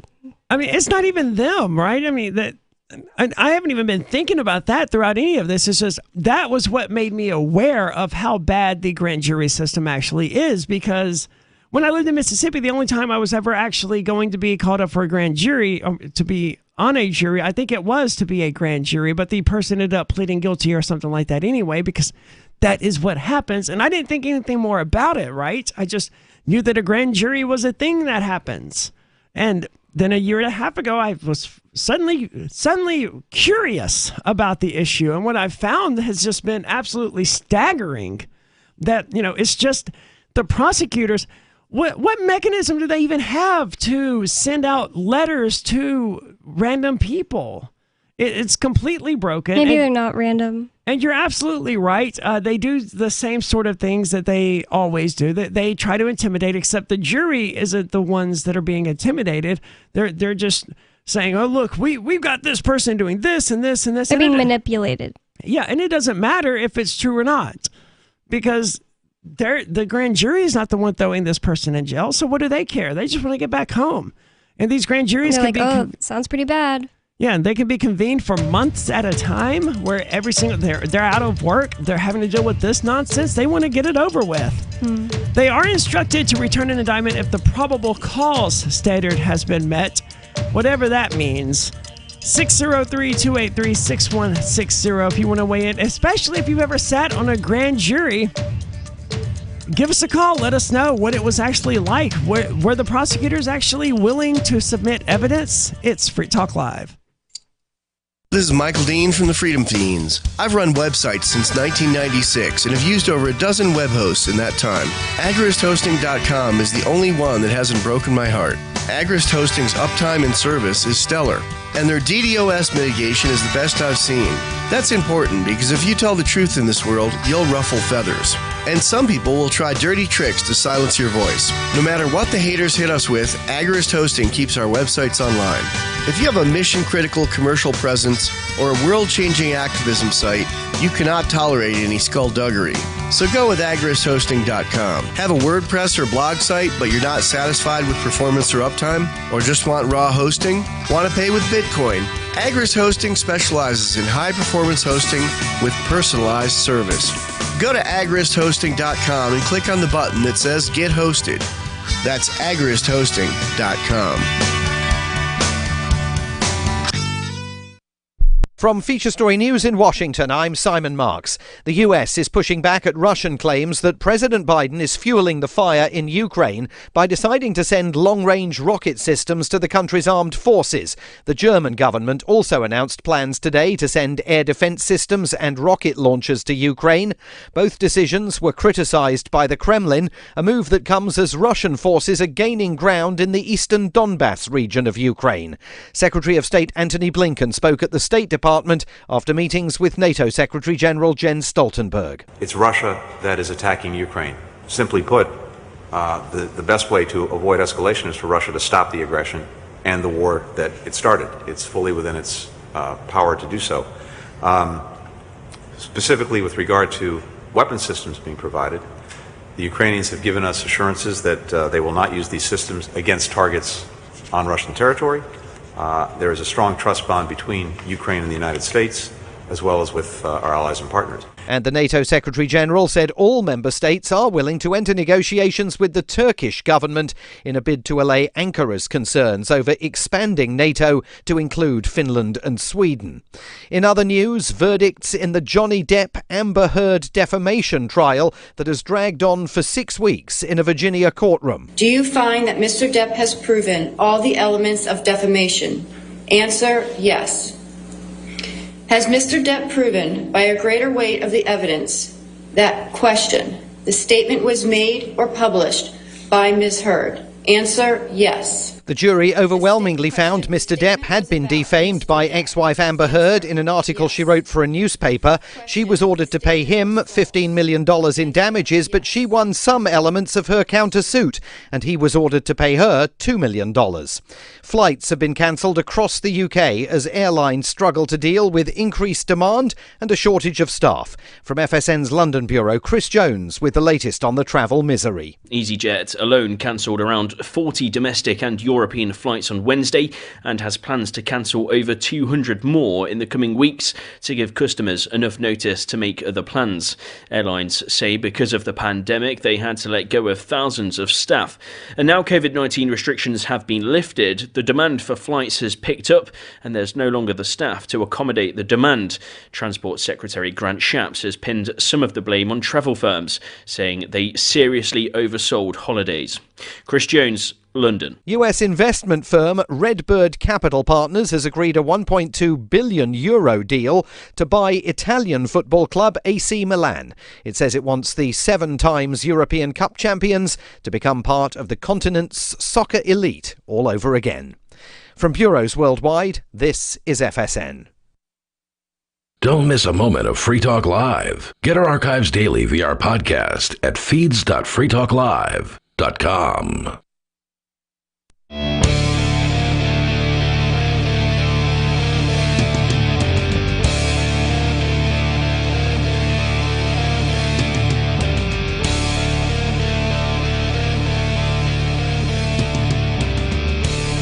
It's Free Talk Live, where you're invited to join us. 603-283-6160 if you would like to do that. The number is 603-283-6160. With you in the studio tonight, it's Aria. It's Bonnie. And Nikki. And we have the story here about an unarmed pregnant woman who was killed by police. And we've attempted a few times to actually get into the article, and we keep getting distracted. So, Bonnie, tell us what is going on here. That she was not killed. I wrote down killed, and I think I just said killed again. But she was shot. She might die. By police. She's not dead yet, though. She was shot 5 times. It says, on Friday, police officers in Kansas City, Missouri, repeatedly shot a woman in a store parking lot, even after she told them she couldn't get on the ground because she was pregnant. A witness spoke to the Kansas City Star, said the woman, 26-year-old Leona Hale, had her hands up moments before the officers fired their weapons. Now, I'm no expert, but Nikki, as I understand it, a pregnant woman should in fact not lay down on her stomach. Is that correct? Yeah, presumably not. I mean, it depends how pregnant she is, but yeah, I mean, I wouldn't advise it. Even if it would be kind of okay, when she gets on her stomach, presumably they're going to get on top of her and handcuff her. And the truth of the matter is, no person should do anything that they are uncomfortable with. Yeah. So if she feels it might cause harm to herself or her child, she should absolutely not do it. And it's up for nobody to decide except for herself. And she's an unarmed woman facing up against armed men. They can get her to be handcuffed without laying on the ground. Anyways. Excellent points. Hale had been sitting in a car outside a Family Dollar store when officers ordered her to get out, according to the witness, a mother named Shay Danja. What was she doing that justified them ordering her out of her vehicle? The officers suspected that Hale had a man inside the vehicle,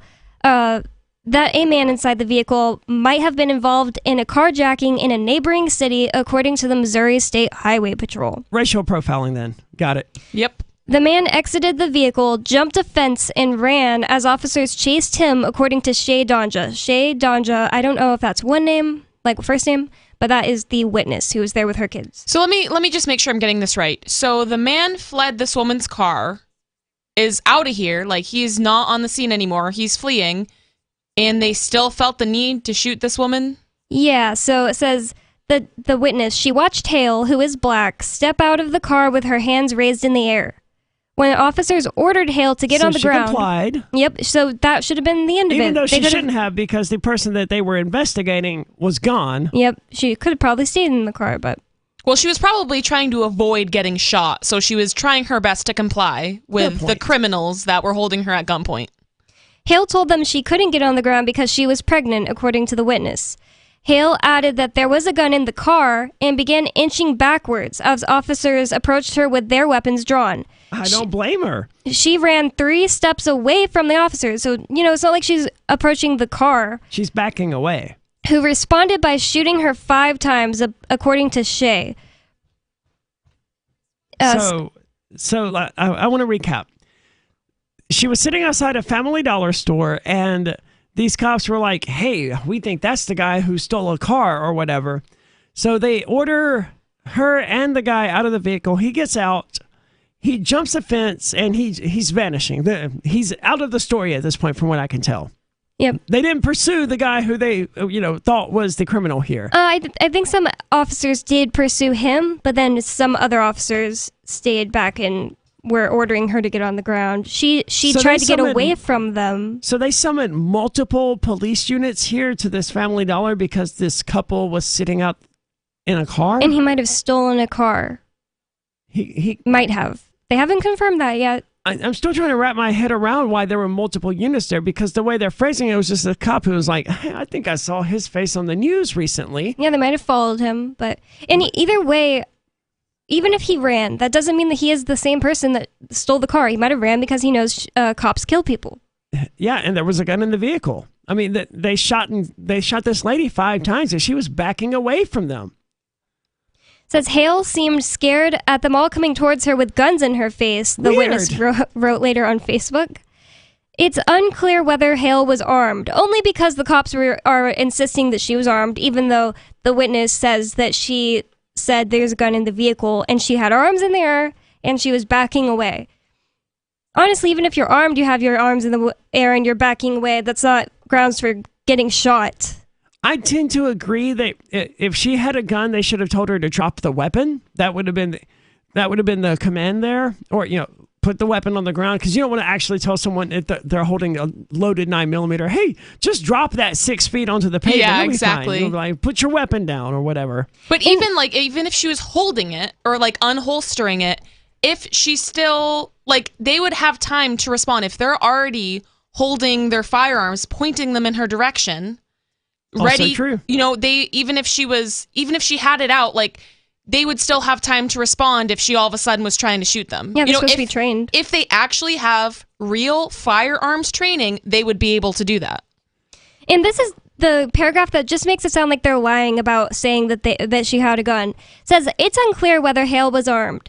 The Highway Patrol's Bell, I guess that's a person's last name, told local reporters on Friday that a suspect handgun was discovered in the parking lot after the shooting, but he did not specify whether Hale herself had a weapon. So it's just like, oh, well, now we discovered this handgun. Oh, that justifies earlier when we shot her because she must have been armed. He didn't outright say she had a gun in her and she pointed it at me, so I shot her. No, certainly not. My best guess here would be that the guy attempted to flee with the gun as he left, and he dropped it. So when she said there was a gun in the vehicle, as far as she knew, the gun was still in the vehicle, but the guy had tried to flee with it and had not escaped with the gun. That Either would be way, my she best didn't guess. have it pointed at them, so she shouldn't have gotten shot. I don't know why I said fat. No, if she had been holding a gun, they would have mentioned that. Oh, absolutely. Yeah. If she had it on her person, that would absolutely be mentioned. They were like, well, we shot her because she was standing there with a gun. Yeah. And people were like, and this wouldn't be a okay. conversation right now. It says it's worth adding that there have been many incidents around the country of police lying or providing misleading information to the public after they shoot or injure people, though it's not clear they did so in Hale's case. Do you remember the woman who, in the back of a police cruiser with her hands cuffed behind her back, shot herself in the head. Shot herself in the head. Yeah. Yeah. That to me is, if ever there was a reason to burn down police departments with no one in them, make sure there's no one in them first. That was it, right? Hands cuffed behind her back. What do you mean? She must have just been a magician. What? And there's so many stories about these. You can't trust the police with their narratives. There was the woman who had a knife recently, and instead of reaching for her taser, the cop decided to just shoot the woman. There was another officer who attempted to reach for her taser, but because she was just so badly trained, she in fact reached for her gun. Yeah, but that one of those, I don't know which one you're referring to, got found guilty, luckily. Like, actually got punished for what she did. Well, I think the one with the knife was not likely to be found guilty, but the woman who thought that she was pulling out her taser when she pulled out her gun, she certainly should have known better. Almost any amount of training will allow a person to go, oh yeah, that's a taser. They're literally like two, they look completely different. They're purposely they have on different weights. sides, yeah. They're literally on different sides. Like, everything about that is just so dumb. Yeah, but cops are dumb, right? I mean, they're not the best and the brightest. If they were, they would be anything other than cops. They're the lowest level of thugs. They're the enforcers of the laws that the powers that be, the rulers, the psychopaths in power, have determined to be the laws, and the police are just out there. It's like a mafia game. It's just like being under the control of the mafia. The police are the ones with the bats and the billy clubs going around saying, hey, you need to pay your dues to the Don or you might have an accident. And they're the ones causing the accidents. That's all it is. And if they do, they can just say that you had a bat in your hand, too. Yeah, you don't need a brilliant mathematician to run around threatening people with bats and billy clubs and to break their thumbs if they don't pay up. You need an idiot who's capable of following orders and who's not smart enough to think about whether or not what they're doing is actually right.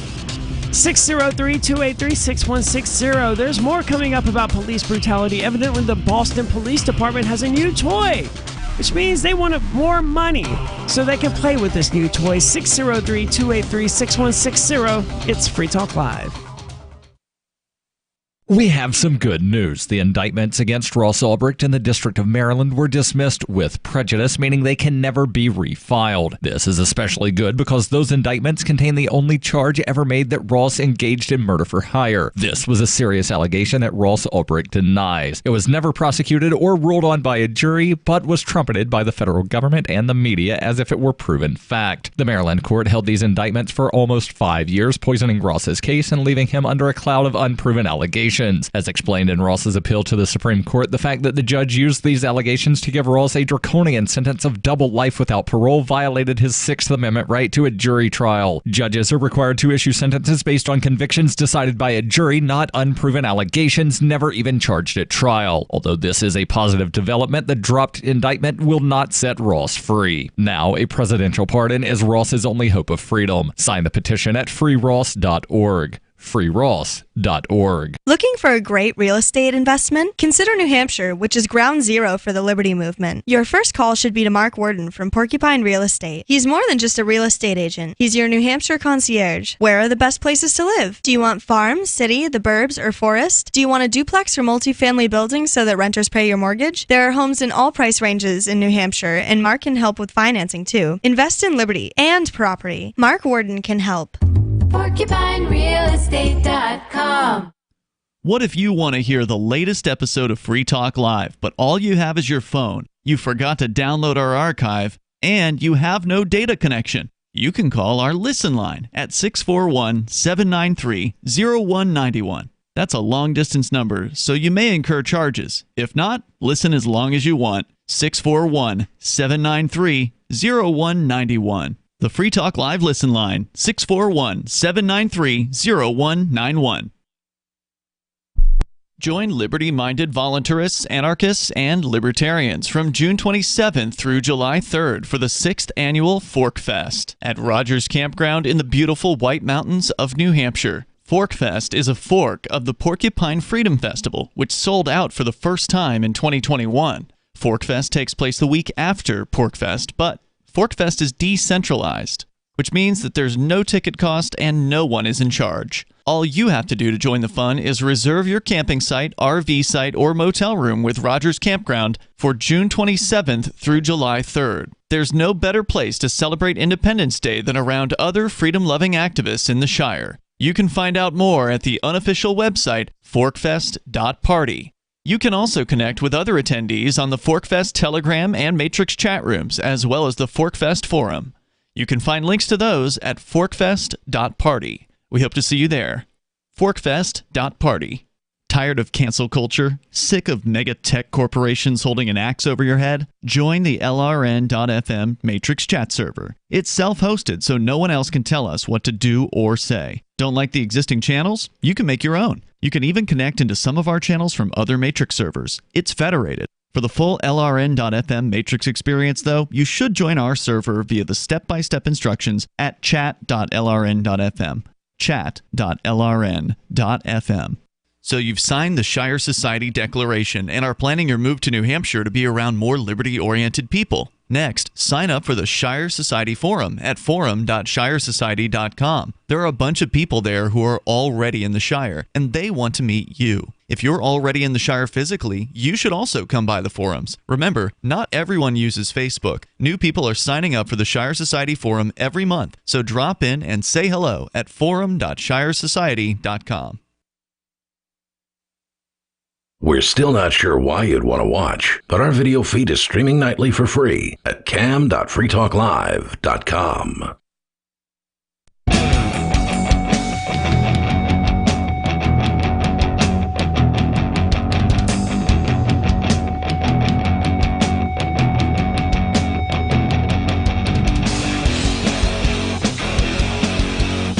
It's Free Talk Live. We're invited to join us. 603-283-6160 if you would like to do that. Talk about police brutality or talk about whatever you would like. That's what we do here. We empower you to talk about your opinions on national radio. 603-283-6160. With you in the studio tonight, it's Aria. It's Bonnie. And Nikki. And we're talking about police brutality here. Bonnie, there's a little bit more about your story that I think is just worth getting into.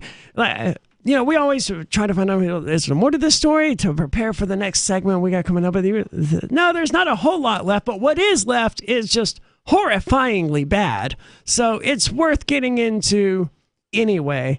So what do the police have to say? Now, for those who haven't been listening, police encountered a couple sitting in a car outside of a Family Dollar store. And presumably they were like, hey, that guy looks familiar. So evidently they called for backup. Some number of units were there. And anyway, more than one cop was there. And they asked the couple to get out of the vehicle, where the dude got out of the vehicle and he ran, he jumped a fence and he got away. It's my understanding or my belief that he attempted to take the gun in the vehicle with him and just dropped it along the way. The woman also got out of the vehicle, put her hands in the air. And when they ordered her, remember, they had done nothing illegal at this point other than sitting in a parking lot, and that's, for those keeping score, not illegal. She gets out of her vehicle, she puts her hands in the air, which she probably wasn't legally required to get out of her vehicle at this point. But I'm not an attorney, so if they got their guns drawn and they're ordering out of the vehicle, I would get out of the vehicle too. So I can't blame her on that. But she puts her hands in the air and they tell her to get down on the ground, and she says, I can't do that. I'm pregnant. Whereupon they shoot her not once, not twice, but 5 times, collapsing one of her lungs. For backing away from them. For backing away. Not reaching for a weapon, not holding a weapon, not running toward them like a maniac hillbilly going to bite their necks. Backing away from them. 5 times. She's still in the hospital, as I understand it. I think you said she had stabilized, if I recall correctly. Yeah, with a collapsed lung and a broken arm and bullets lodged in her body. Yeah, so stable is relative under those circumstances. But she's not killed. I think I said repeatedly tonight that she was killed by police. She was not killed. She was, however, shot by police. So what are the police saying to defend themselves here? Yes, we found this random couple sitting outside the store preparing their shopping list, and we said, not in our neighborhood. Well, first they were saying that they are still saying that she had a gun, and a gun was found in the parking lot, but the witness that was there... They're not saying she had a gun. They're saying, well, we found a gun nearby. Yep. After we shot her 5 times. We studied the scene afterward, and there was, in fact, a gun on the grounds. It may have been in the store in someone's locker, right? They're like, technically, it was on the grounds. They could have put it there. It could have been their gun. Also true. And this is not, it could also have been, one of those fake toy guns. Police, I don't remember which police department, but they were busted several years ago carrying around fake guns to plant on people. What? I did not hear about this. Oh, yeah, it's not bad. surprised. Well, the witness says she did not pull out a gun on them. She did not even have a stick in her hand. So she had her hands in the air. It was the Baltimore Police Department out of Rhode Island. Jeez. They kept toy guns around it was their protocol. What? Is this like on the record? This is from 2018. I'd have to look more into the article because I don't remember the details now, but the cops were a terribly corrupt bunch, accused of selling confiscated drugs, robbing drug dealers. Like we said earlier, these are the lowest level enforcers of the state. Well, they're literally criminals. I mean, they are. That's what they're paid to do, is go out there and inflict violence on people. So hearing that they're robbing drug dealers, it's like, yeah, that's their competitors. I get it. Yeah. Well, but monopoly on violence and the drug trade. They did have a protocol of keeping toy guns around just in case they accidentally shot an unarmed person. Oh my God. So that was a thing. So these cops, they found a gun somewhere on the ground nearby. And they were like, okay, well, that's it. There was a gun nearby, so we had to shoot her 5 times while her hands were in the air. Well, it says Hale, which is the victim, went to the hospital with serious injuries, but was in stable condition as of Friday night, according to Bell, which is one of the cops. According to the Kansas City Defender, she has a broken arm, a collapsed lung, and bullets lodged in her body. Bell cast doubt on whether Hale was pregnant, but said the agency had not been able to verify one way or the other because of privacy laws that prevent the hospital from releasing information about her health. Quote, "There is a rumor she is pregnant. We understand that. We believe she's not pregnant." Wait, well, hold on. I appreciate that the hospital has a policy where they're not going to tell the cops whether or not she's pregnant. But what does that have to do with anything? Why are they trying to figure out whether or not this woman was pregnant? And why do they have a clear opinion? Right? Like, why are they just like, well, we don't think she's pregnant. How would you know if she's pregnant or not? A lot of women don't start showing until they're 20 plus weeks. So she could very well be like 14 weeks pregnant and you have no clue. Like, how? I just don't get why they would be able to have an opinion or assume one way or the other. Did they do a pregnancy test on her as she was laying there in her own blood to make sure? Like, probably not. And whether they ultimately determine that this woman is not pregnant, I don't know whether she is or isn't. I'm assuming that, she knew that cops kill people. I think everyone in the United States knows that by this point. And you got to kind of know if a cop orders you to do something and you say no for whatever reason, there's a greater than 0 chance they're going to shoot and kill you. And this lady, as the article says, she was black, so she knows how the police are, presumably. More so than the rest. So there's a reason that Black Lives Matter is a thing after all. So she probably knows the risk of saying, I'm not going to do that. It seems silly to me to fake being pregnant so that she doesn't have to lay down on the ground after she's already got her hands in the air. Yeah, she probably didn't even have to get out of the car. I tend to think she probably didn't. And so now the police officer's like, we don't believe that she was actually pregnant. That's irrelevant to the discussion at hand here. I mean, her being pregnant definitely makes it worse, but like, I'm not pregnant right now. Do I deserve to be shot 5 times? For backing away? Yeah, and have a collapsed lung and a broken arm? Absolutely not. So whether she's pregnant or not, they still used absolute excessive force, and the whole thing is just not right. Excessive force is what the police do, though, and I have a related story here about the Boston Police Department. They bought another high-performance drone, and they want to create a new unit to fly it. They bought it in March, and they're seeking to train 15 officers to handle this drone. So they bought this toy, and they want to expand the police department by 15 people so that people can play with it. And this is a concern because... Is it like an armed drone?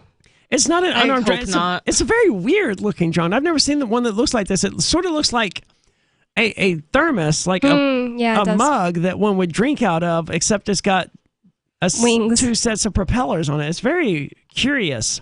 The Boston Police Department has quietly taken steps to expand its drone surveillance program this year.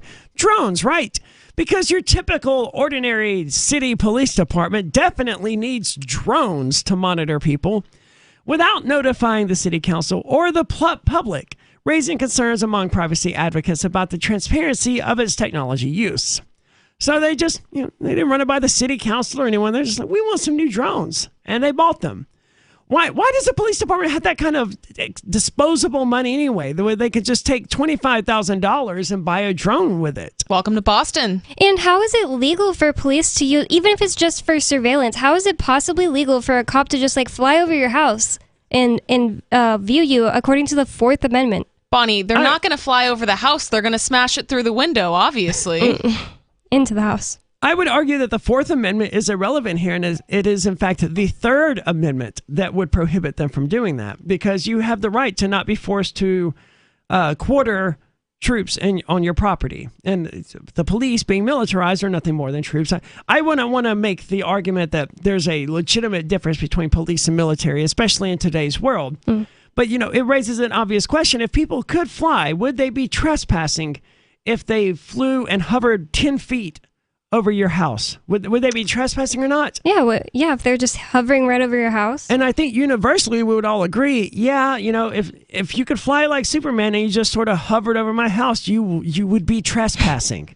And that generally is how human beings have always understood property. You own your land, and not just the surface area around it, but all the way to the center of the earth and to the upper levels of the atmosphere.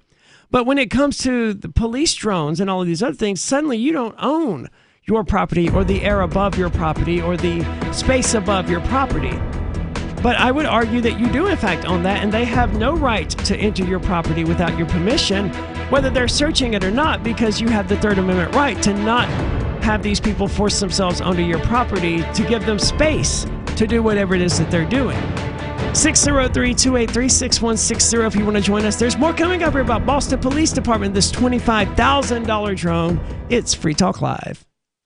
If you want to know the latest about Free Talk Live before we go on the air, all you need to decide is how you want it delivered. It's your choice. Visit news.freetalklive.com to receive our usually weekly news updates by email. Plus, we have a Twitter account at twitter.freetalklive.com, and you can follow us on the decentralized Mastodon platform at toot.freetalklive.com. So please follow us at toot.freetalklive.com and sign up for our emails at news.freetalklive.com. Do you feel like your nation, state, or community no longer holds your values? Have you dreamt of a place where people agree that liberty is important and are free to pursue their projects so long as they respect the property of others? There are many people just like you that are discovering freeprivatecities.com. Their social media links are at the upper right of the page at freeprivatecities.com. All skill levels will be needed when the first of the Free Private Cities opens. It's sooner than you think. Stop arguing and build. freeprivatecities.com. The new 4th edition of Healing Our World, The Compassion of Libertarianism, will take your understanding of liberty to a deeper level and has over 1,300 updated references, new cartoons, and a foreword by Dr. Ron Paul. With discounts for multiple book purchases, the 4th edition of Healing Our World is a great gift for the liberals, pragmatists, environmentalists, and Christians in your life who think libertarianism is cold-hearted. Get yours today at healing.freetalklive.com and use promo code FTL for a $5 discount. There are lots of ways to listen to Free Talk Live. Our podcast has been around since podcasts began, and now the FTL feed is loaded with content besides our full show archives. Did you know that we make it easy for you to customize your podcast subscriptions? We have different feeds, one that includes only our full shows, one with just the Daily Digest, and our main feed that includes everything. You decide what you listen to. It's quick and easy to customize your feeds at feeds.freetalklive.com. That's feeds.freetalklive.com.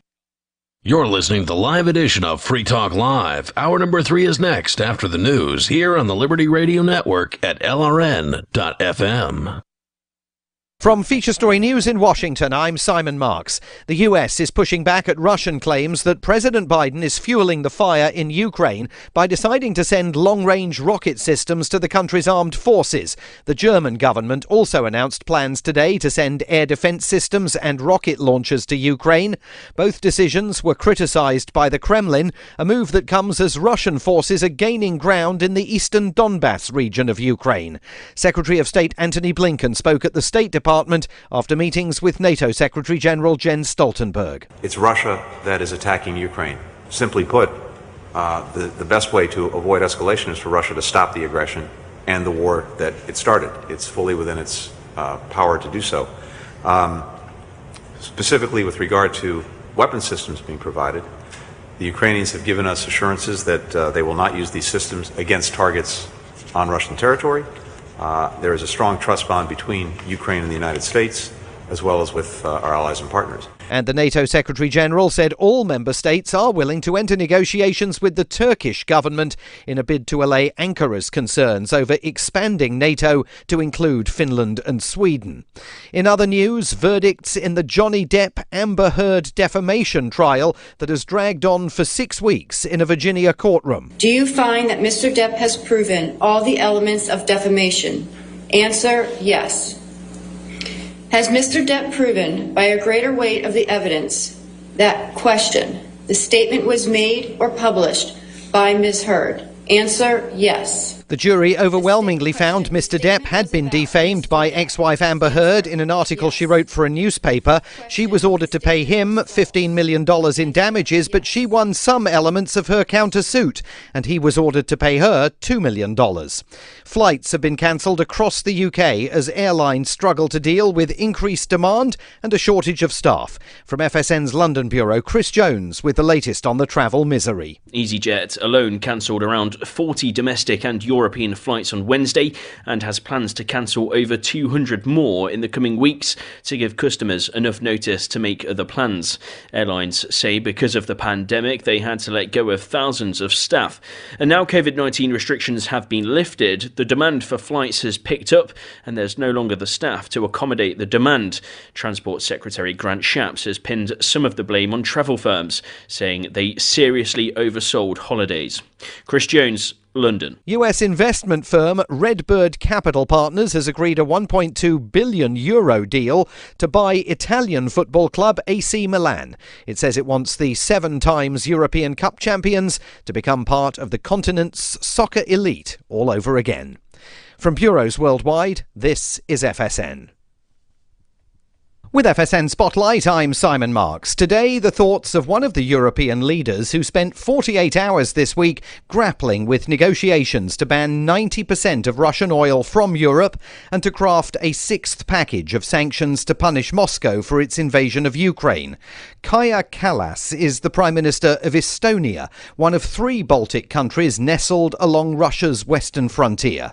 FSN's Rosie Burchard asked her what the EU can do about a growing potential food crisis in Africa that is directly linked to Russia's blockade of Ukrainian Black Sea ports. We are trying to find ways. Of course, it's up to the Ukrainians also to say which are the ways that they are able to live with. One option is through Poland and other ports in European Union, but that needs investment to the track cages because the width of the railway is different. Then the other option is through Belarus. But the problem with that is that Belarus is under sanctions. And the third solution is through Odessa. But if Ukrainians demine the port, then the ships can get out, but they can also get in, and the war is still going on. So not many good choices. And she accused the Russians of blackmailing the international community by offering to let the grain out in exchange for an alleviation of sanctions against Moscow. The main news again, the US is pushing back at Russian claims that President Biden is fueling the fire in Ukraine by deciding to send long-range rocket systems to the country's armed forces.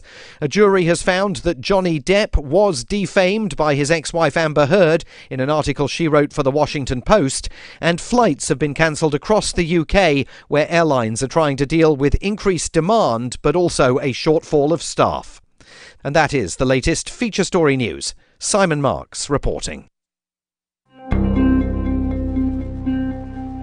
Shortly after creating a profile on OkCupid.com, local man Malcolm Lighty, a person with severe psychological and emotional issues, told reporters he thought it was best to just never mention the fact there was something seriously wrong with him on the popular dating website. The thing about online dating is you don't want to get too personal too quickly. Like, for example, how I'm a textbook narcissist with unresolved intimacy issues, or the fact that I have no sense of empathy. Nobody wants to hear about that. When you're making a first impression, it's important that you keep it casual and don't include too much information.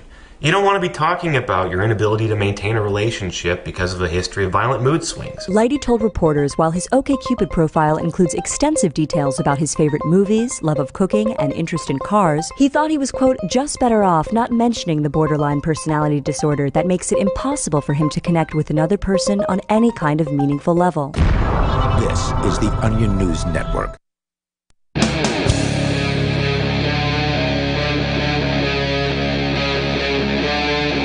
Free Talk Live.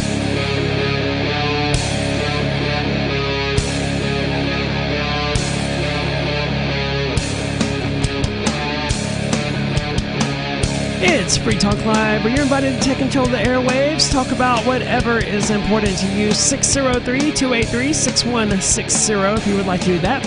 Again, that's 603-283-6160. Within the studio tonight, it's Aria. It's Bonnie. And Nikki. And you know what surprises me in hindsight? Because the big news of the day, of course, is the mess between Johnny Depp and Amber Heard finally got resolved.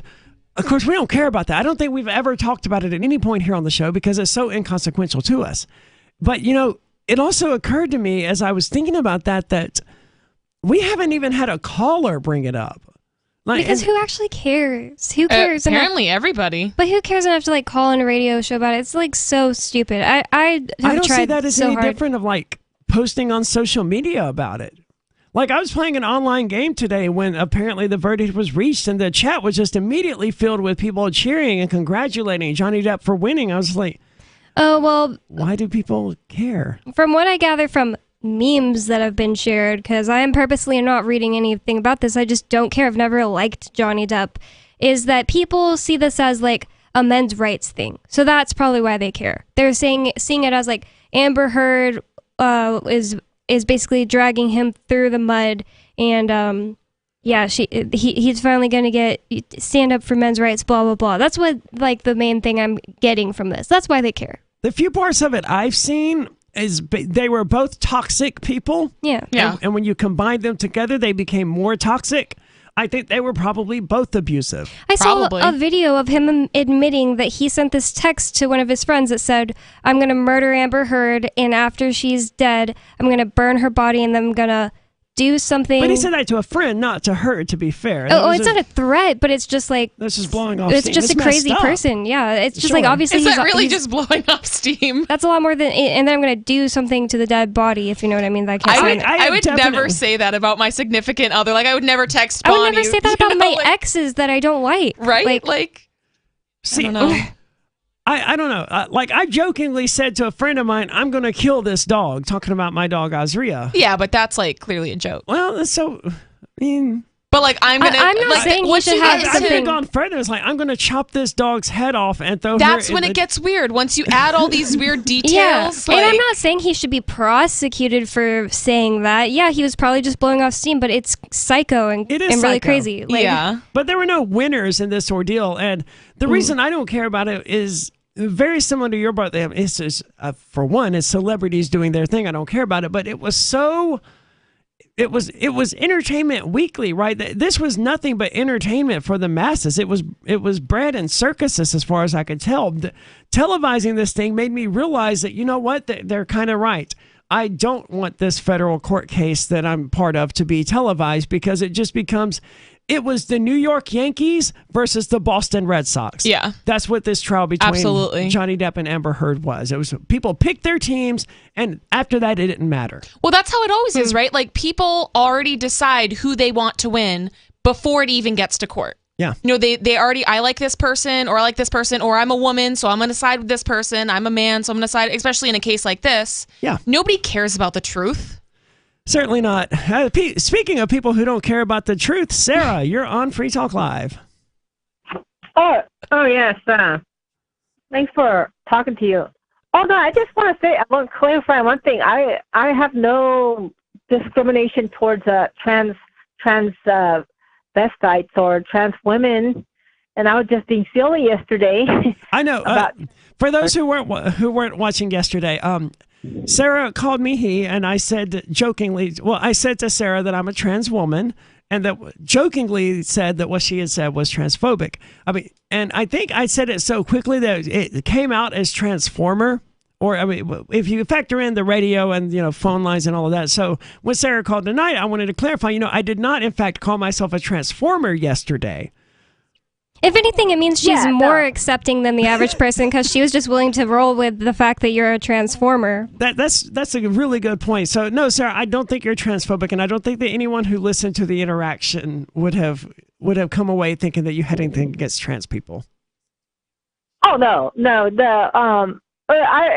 I grew up in California, so anything goes out there. So we have to be tolerant, accepting of other people that are different and live different lifestyles. Sure. So yeah. So that's the most intelligent thing you've ever said on this show, Sarah. Well, it is the reality. The reality is that what's suitable and right, whatever people believe in their own heads. You know what I mean? And just because you have your own reality doesn't mean that you impose on other people's reality. But the thing is that our realities do clash because people do believe different views. So that what I called it about was hold on. views about. So what do we do when those views clash, Sarah? Well, I don't know. It always clashes. Like my issue is that I found out that if you go over 5 miles per hour now in school zones. Let's put that on hold for a moment because I think the other topic that you brought up is way more interesting. So, right, like I do just want to live my life as a trans person, and I'm not bothering any religious people as they go about doing their thing, but there are a lot of religious people who aren't willing to extend me the same courtesy. So what do we do when my desire to live my life how I want conflicts with their desire to live their lives how they want? That's a really big problem. It's not a real big problem, though. It's a really simple problem. What they need to learn is that they don't get to control what other people do. They don't get to say what I can and can't do just because it makes them uncomfortable. They have to learn where their rights end, and they don't have the right to control the actions of other people. Well, look at all the people that have autism. They get bullied and then picked on and they get assaulted. And all this just because people don't feel comfortable with them. Or I don't know. They don't understand. They act funny or something according to them, so they give them a right to be mean to them. But it doesn't give them a right. Well, I guess they do have the right to say mean things to them. But they don't have the right to make their lives miserable as a result of that.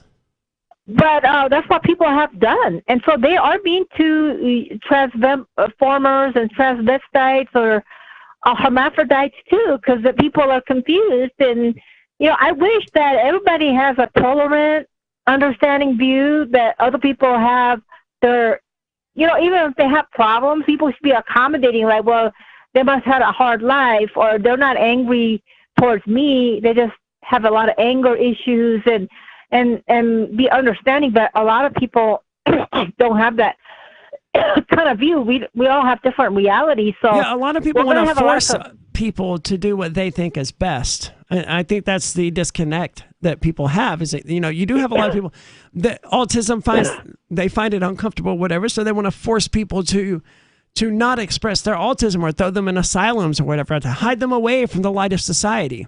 Or people who are trans, they don't want to allow them to be around kids or to have jobs that are out there in public, or you shouldn't be allowed to do that, or you shouldn't be allowed to hold hands or make out with your husband on television or whatever. We do have a lot of that out there, and it's ultimately just a problem of people not realizing that, their rights don't extend to controlling the behavior of other people. We have to live and let live, and that's the only way to have a free and just society.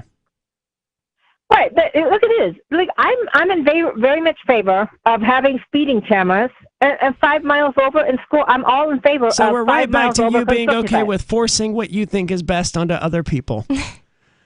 Okay, but you know what? According to your point of view, you want to have no speeding cameras, no speeding limits. Everybody just That's correct. Kill everybody the way they want to. It works out in the reality, Audubon. I didn't say anyone. I'm glad I said that's correct before you said that nonsense. No one is saying that everyone should kill everyone else. And as Nikki points out, there are examples of the Audubon and other places where there are not speeding cameras. Speeding cameras, in fact, cause more fatalities than they prevent because they cause people to slam on their brakes or whatever in order to avoid getting a ticket. Or, the red light cameras do sort of the same thing. They force people to slam on their brakes instead of trying to beat the yellow light because they don't want to get that ticket or whatever, and it ends up causing a crash and people die. I read in a FEE article for Foundation for Economic Education in 2016 that this guy in Portland wrote a letter saying, hey, I'm an engineer and it's my opinion that the yellow lights here are too fast. I think it's causing people to run red lights, and they sent him a $15,000 fine saying, don't ever send us advice again. What? 603-283-6160. There's more coming up. It is Free Talk Live. Are you tired of your taxes funding endless occupations around the world? Antiwar.com is run by people who understand that wars abroad become wars at home, wars on our freedoms. Antiwar.com is dedicated to bringing you the latest in news, views, interviews, and reviews from the top movers and shakers in the anti-occupation movement. Antiwar.com has it all, from thorough foreign policy analysis to interviews with whistleblowers who used to run the military-industrial complex. Anti-war, pro-free market. That's antiwar.com. When Monster Hunter International discovers one of Isaac Newton's wardstones being auctioned off, they decide to steal it and use it to destroy the Chaos God once and for all. But a mysterious thief upends their plan, and it soon becomes a race against time as something much older and infinitely more evil awakens in the jungles of South America. Monster Hunter Bloodlines by New York Times bestselling author Larry Correia and Baen Books. Visit monsterhunternation.com for more. I'm crazy about My Magic Mud. This is the most important oral care product created this millennium, and I'm not kidding. We all have different opinions on politics and issues, but we all have mouths. And I want yours to be as clean as possible, with teeth as bright as they were meant to be. I will never be without My Magic Mud. It's a little surprising, but man, does it work. If you only listen to one thing I say ever, go to mymagicmud.com and get 20% off with code FTL. mymagicmud.com, code FTL. Are you tired of governments murdering people around the world? Stop using their money. There is an alternative. Bitcoin is a stateless, free market, non-political currency. Bitcoin cannot be inflated or controlled by any government. By using their money, you are helping the state. Stop doing it. You have an incredible alternative available now. Learn it, use it, spread it. Get started with Bitcoin at bitcoin.com. That's bitcoin.com. Uncovering the secrets and exposing the lies. That's what the readers of freedomsphoenix.com get every day. freedomsphoenix.com, constantly providing the information, the real news about government policies, and the real relationship we all have with the coercive government. The real condition of the economy, innovations in technology, breakthroughs in energy, health, and computer science. Learn the truth well before it's admitted to in the lamestream media. The corporate media, nothing more than distributors of government propaganda, but now there's an alternative. freedomsphoenix.com. Constant news updates on the issues that affect your life in the most important ways. With liberty and property under constant attack, freedomsphoenix.com provides the understanding behind the propaganda, and it encourages the participation of its readers. Go to freedomsphoenix.com. That's freedoms with an S, phoenix.com. freedomsphoenix.com. The revolution between the ears has already happened. What if you want to hear the latest episode of Free Talk Live, but all you have is your phone, you forgot to download our archive, and you have no data connection? You can call our Listen line at 641-793-0191. That's a long-distance number, so you may incur charges. If not, listen as long as you want. 641-793-0191. The Free Talk Live Listen line, 641-793-0191. There are basically two types of advertising, direct response and branding. Radio's great for direct response with its low cost to listener ratio, but audio can't be beat for branding, which is a longer-term endeavor. You want to be the first thing that someone thinks of when they think about your product or service. If you have a local business that you want kept top of mind in your community, call the station. If you need national reach, Free Talk Live's got around 200 radio stations, millions of monthly listening sessions, can suit all budgets, and if we don't think we're right for you, we'll tell you. Email me, mark@freetalklive.com. You can help spread the ideas of liberty with our Patreon for just $5 per month at amps.freetalklive.com.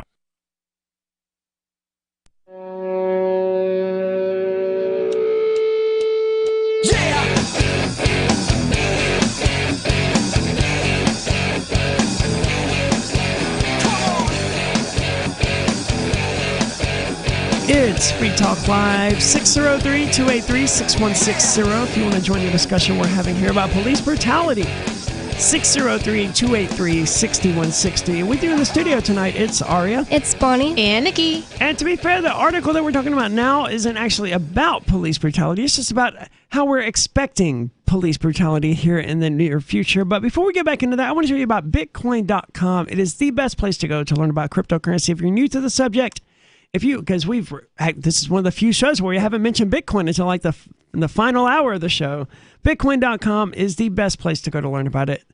Just click getting started at the top of the page. Take a few minutes out of your day to learn about this important world-changing information. There really could not be it's always a good time to learn about Bitcoin, but when it's down like 50% from its peak, that's a really good time to learn about cryptocurrency, because you don't want to get involved in cryptocurrency without knowing anything about it, or you may just be standing there holding an NFT that you thought was going to be worth millions of dollars and is ultimately worth pennies. You can avoid that by learning about the subject at bitcoin.com. Once more, that's bitcoin.com. And if you're already up to date if you already are knowledgeable about cryptocurrency, you can stay up to date at news.bitcoin.com. All on a sleek, easy-to-use modern website. That's bitcoin.com. Now, yes, we're talking about the police department in Boston here, where evidently they bought in early March a high-performance drone and plans to create a drone team to operate it. They have to have a new task force. Yeah, the Boston Globe wrote this article that way. I wasn't the one who said they bought a department. They're the ones who said that. But yes, they need a task force of 15 police officers to operate this $25,000 aircraft. It's the department's 8th drone in active use and one of its most advanced. Well, so they already have 7. They do. I can't imagine what a $25,000 drone is actually capable of, though. That's a serious piece of equipment. It's hard for me to believe that there's not weapons on it. Yeah, and it's at least intimidating. Like, that one is huge. So a police spokesman, Sergeant Detective Job Boyle, said the use of... I thought I was going to sneeze, so thank you. I ended up not sneezing. Said the use of all department drones remains limited to approved operations such as crime scene reconstruction or monitoring security during special events, including the Boston Marathon. Which I sort of understand why it's something like a Boston Marathon or some big concert. You would want to have some sort of aerial view, some bird's eye view of what's going on. I'm not saying I want police to have drones, but I think, you have private security guards at these places who, I would understand why if you're running, Louder Than Life or whatever music festival, we should have some drones here to make sure that people aren't, collapsing in the crowds. But you can also get like a decent drone for like $500 to $1,000. That would be more than sufficient. So you don't really need a $25,000 drone to accomplish something like that. But when it's not your money, why wouldn't you get a $25,000 drone and create a 15-people task force to operate it all day and hang out? That's a really good point. The price of drones has definitely gone down. If you want a drone, you can get one. I think Walmart has a decent one for like $170. I mean, it's not going to run for 4 hours on battery life or whatever. But if you're a hobbyist and you want to have a drone, it's never been cheaper to have one. But you're right, Bonnie. It's not their money. So what do they care? What's $25,000 to them? It's nothing. The taxpayers are going to pay for that. The expansion renewed concern that police drones could be used to carry out routine surveillance that violates people's Fourth Amendment rights against unwarranted searches. Last fall, the City Council passed an ordinance that will require the department to disclose all previous and future surveillance technology purchases to the council starting July the 20th. But they're not...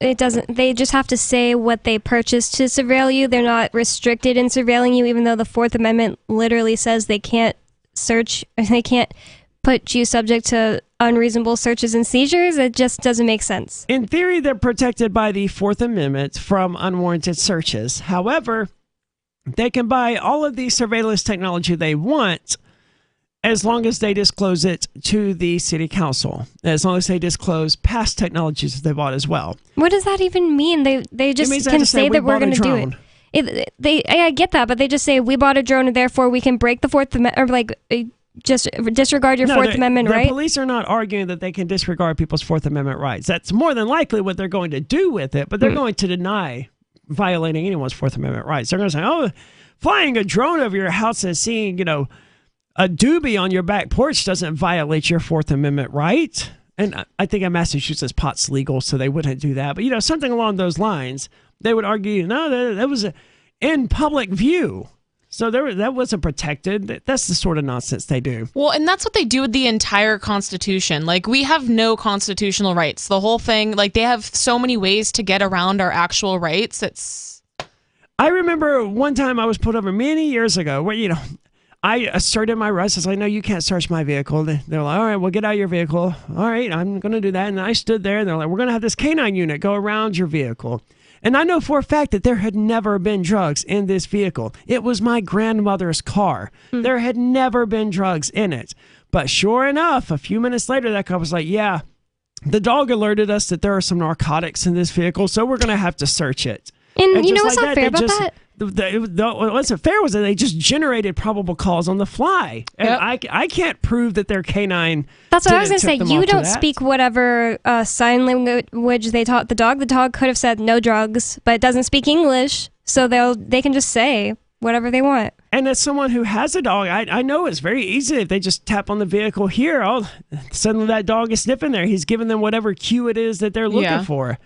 They very easily train these dogs. So these dogs are highly trainable animals. If the dog lays down in order to alert them of drugs, that dog can very easily learn, okay, but I also need to lay down if the human, pats his leg or whatever. In addition to requiring the department to obtain permission from the council before purchasing new technology, the ordinance also allows the council to review technology already purchased by the police department and decide whether the department may continue using it. That doesn't go into effect until July the 20th. But evidently the city council can say, oh yeah, we don't think you should be able to continue using this $25,000 drone. And at that point, it's already purchased. Yeah, so they're not likely to ever actually do that, because then it's just going to sit on a shelf somewhere. And the city council, they like their police departments. They want to keep them happy. They have their pensioners and their police chiefs, and they're all buddies. They're going to go play golf together later. They're going to approve this nonsense. A spokesman from the mayor's office said they will ensure that this purchase is in full compliance with the surveillance oversight ordinance once it fully takes effect. That's pretty much the extent of the story. I mean, it's just cops being cops. The department said the officers were likely, quote, playing with a toy. What department said this? Because it jumped. Well, I jumped a bit, but the only department that it refers to is the police department. And that all drones purchased by Boston Police at that time were still in their packaging. So it's unclear what the Boston Police Department is trying to do with stacking up 8 drones that they're evidently not using, and now they have to ask the city council for permission to even have. It's just nonsense that police are doing. Police and city council scratching each other's backs, pretending like there's accountability, pretending like they can't just do whatever they want, pretending like the Fourth Amendment still applies, when, as you pointed out, Bonnie, it doesn't. 603-283-6160 if you want to join us. There's more coming up. That's 603-283-6160. Carl Watner, longtime proponent of a voluntary society, died last December. You may have seen his articles published on his website, voluntarist.com, in his newsletter, The Voluntarist, the Mises Institute, or elsewhere over the last 40 years. His newest book, I Must Speak Out, Volume 2, The Best of the Voluntarist, is now available via Liberty Under Attack Publications. This 430-page second volume spans the years of 2000 through 2020 and includes articles by Carl Watner, Hans Hermann Hoppe, Carl Hess, Benjamin Tucker, George H. Smith, Lysander Spooner, Pete Eyre, Joyce Brand, and many others. I Must Speak Out is for the newly initiated, the veteran voluntarist, or anywhere in between. Buy the book now at libertyunderattack.com/voluntarist. For more great content on building a voluntary society and for Carl's extensive archives, check out voluntarist.com. From Feature Story News in Washington, I'm Simon Marks. The US is pushing back at Russian claims that President Biden is fueling the fire in Ukraine by deciding to send long-range rocket systems to the country's armed forces. The German government also announced plans today to send air defense systems and rocket launchers to Ukraine. Both decisions were criticized by the Kremlin, a move that comes as Russian forces are gaining ground in the eastern Donbass region of Ukraine. Secretary of State Antony Blinken spoke at the State Department after meetings with NATO Secretary General Jens Stoltenberg. It's Russia that is attacking Ukraine. Simply put, the best way to avoid escalation is for Russia to stop the aggression and the war that it started. It's fully within its power to do so. Specifically with regard to weapon systems being provided, the Ukrainians have given us assurances that they will not use these systems against targets on Russian territory. There is a strong trust bond between Ukraine and the United States, as well as with our allies and partners. And the NATO Secretary General said all member states are willing to enter negotiations with the Turkish government in a bid to allay Ankara's concerns over expanding NATO to include Finland and Sweden. In other news, verdicts in the Johnny Depp Amber Heard defamation trial that has dragged on for 6 weeks in a Virginia courtroom. Do you find that Mr. Depp has proven all the elements of defamation? Answer, yes.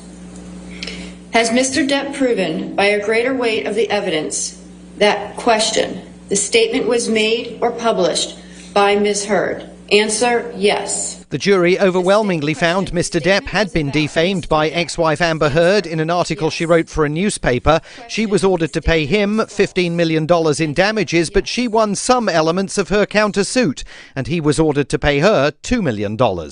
Flights have been cancelled across the UK as airlines struggle to deal with increased demand and a shortage of staff. From FSN's London bureau, Chris Jones with the latest on the travel misery. EasyJet alone cancelled around 40 domestic and European flights on Wednesday and has plans to cancel over 200 more in the coming weeks to give customers enough notice to make other plans.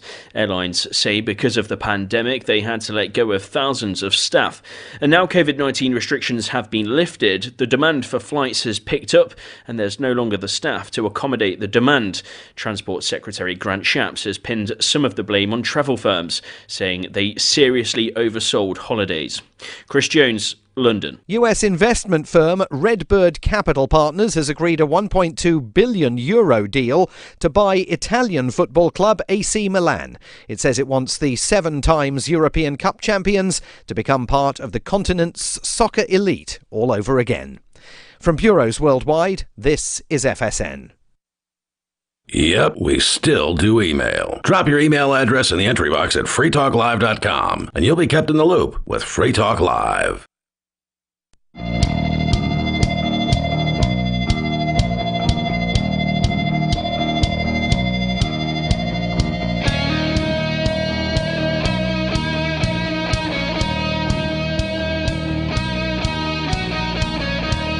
It's Free Talk Live, where you're invited to take control of the airwaves, talk about whatever is important to you. 603-283-6160 if you want to do that.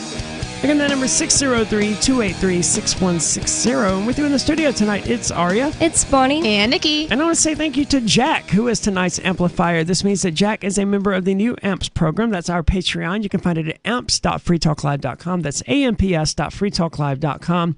$5 per month is all it takes if you want to show your support for Free Talk Live. That is the best way to do it. It's used directly to advertise, market, promote, and support the show. So if you value the ideas of liberty and having this national radio show where you can call in and talk about anything you want, you might consider joining the AMPS program because that's the best way to show your support. That's amps.freetalklive.com. So thank you so much for your contributions, Jack. We hope you continue enjoying the show. Let's go to the phones, however. We have Joe calling from Maryland. Joe, welcome to Free Talk Live. How you doing? Hey, what's on your mind tonight? Aria? Well, help you out with a little bit of lawn stuff like that. those cops with the drones. Number one, if I was the councilman, I would have said to him, "Why don't you just use Google Earth? You get right there. From the satellites, you get everything." Do you get live views though? What's that? Do you get live views using Google Earth? I don't think you do. Oh, you don't? Okay, well, you get a picture and stuff, so you get to see the people there. The cops are going to use that drone, I think, as a weapon. I'm not sure how real-time Google Earth actually is. I don't think it is, no. But I don't think you're going to, like, if you pull up a concert that's happening at, I don't know, Boston right now, if you pull that up on Google Earth, I think it's probably going to show you an empty field or an empty venue or a concert from 3 months ago or whatever. Oh, okay, so then the cops got us on that one. And the cops are going to use, like, the First Amendment, right? You have to create your privacy as, when the auditors go in there and they say, we're photographing freedom of press. And when people say get out, you tell them you got to create your privacy. Well, in the courts, the judges usually go off of this protocol. They say, is there a presumption of privacy? Like, if you're out with a megaphone talking in the square, probably not a presumption that it should be private. If you're having a private conversation right on your front porch and cops are 500 yards away listening with advanced technology to listen to your conversation, then you had an assumption that that conversation was private. You're absolutely right, Bonnie, and that's one of the things that bugged me most about the Nick Sarwark video that came out of the Libertarian Reno Convention or whatever, where he ran into someone or someone ran into him or whatever. He immediately turns around and is like, this guy has an unauthorized recording of it. Like, dude, you're in a public space. You have no right to privacy. Any recording that happens when you're in a public space is authorized by you being in the public. That's just sort of a given. We had something similar happen at Forkfest a few years ago where someone got very upset about someone else taking pictures because they may contain this person. Like, well, you're in a public space, dude. There's no right to privacy here. Anyone who wants to take a picture of you here, they can do so. Yeah, I don't need to make you sign a waiver first. No, that's never been the society that we live in. So cops do like to play that game where they want to say, oh, well, you had no expectation of privacy. But as I understand it, the courts have been relatively fair on this point and realize when the cops are trying to overstep their bounds. And then that's when it gets brought to the courts, which rarely happens. Because in order for it to get to that point, a person has to go to trial and all of this nonsense, and they're not usually willing to do that. Okay, and about that lady who got shot by the cops, she was a passenger in a car? I think she was the driver. I can't remember now, but something about the way I read it made me believe she was the driver. But either way, it was not in motion. I understood her to be the driver. The reason you ask, I assume, is because the passenger is never required to identify. Is that right? That's right. Wilson versus Maryland. Maryland versus Wilson. That says that the passenger in a car, the cops have every right to tell them to get out of the car for officer safety, but they have no right even to do a Terry frisk on you unless they suspect you of committing a crime, have committed a crime, or planning to commit a crime. Oh, well, see, they had already covered their bases on that. I mean, the whole reason for this was because, we think that was the guy who stole that car, so they had him on, they think he committed a crime. Yeah, well, also, you said you stole the car. Do you have a description?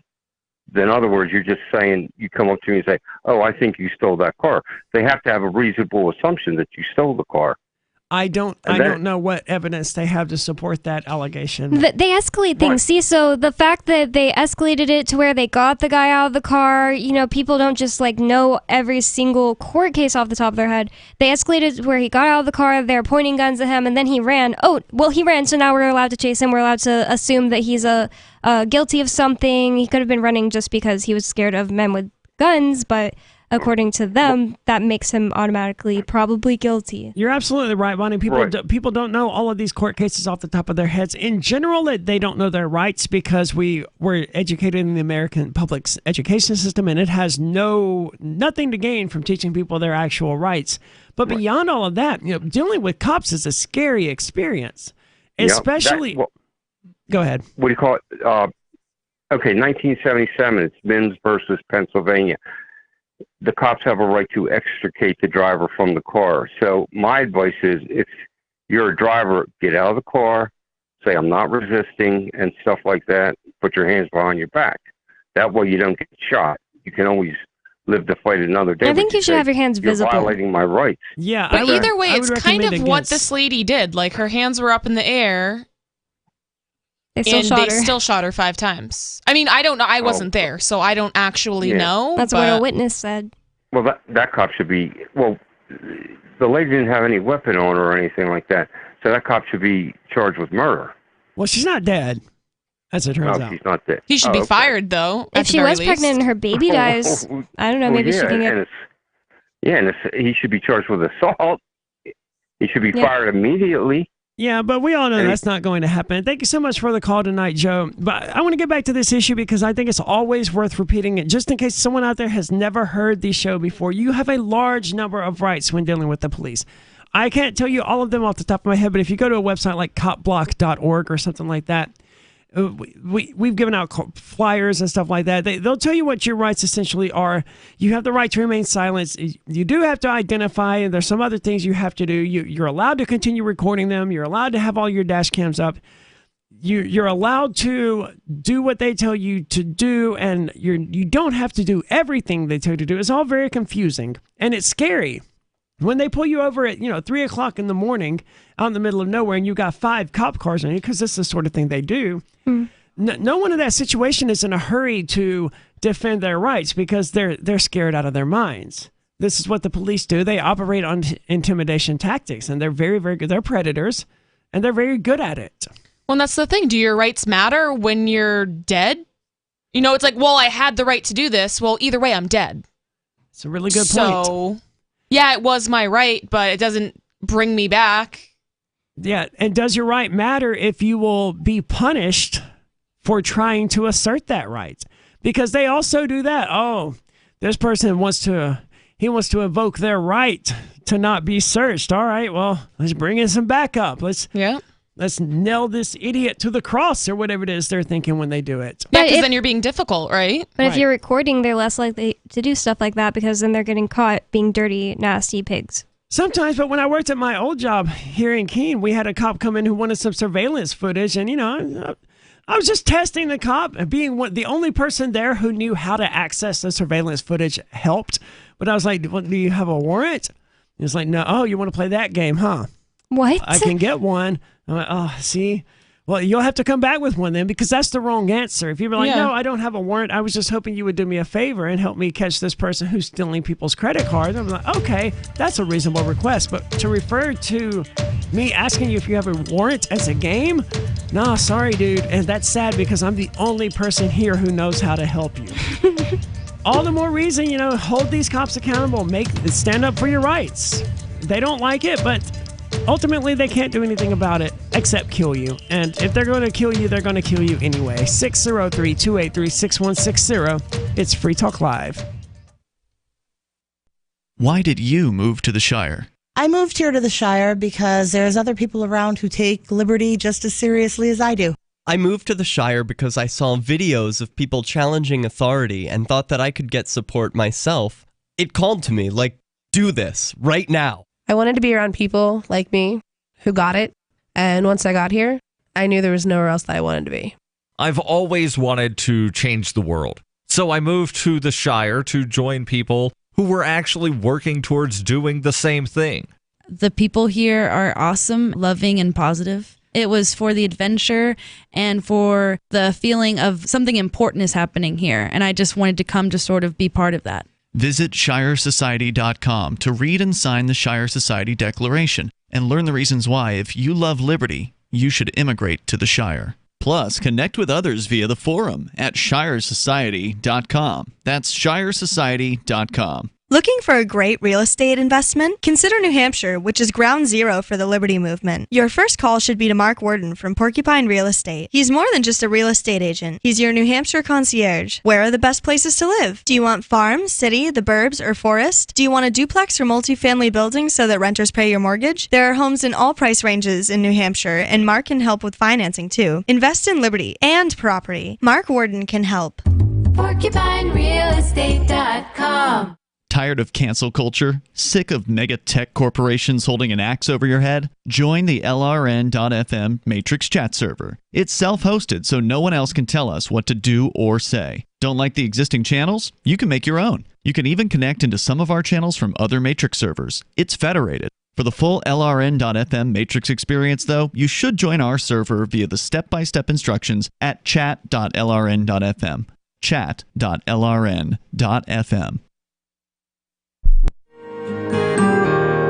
So the protection of life, liberty, and property is what the Free State Project is all about. But it's an effort to move 20,000 people who understand. It's about demonstrating to the entire country that, yeah, we can have a free market, a truly free market. Making it just a freer, great place to live.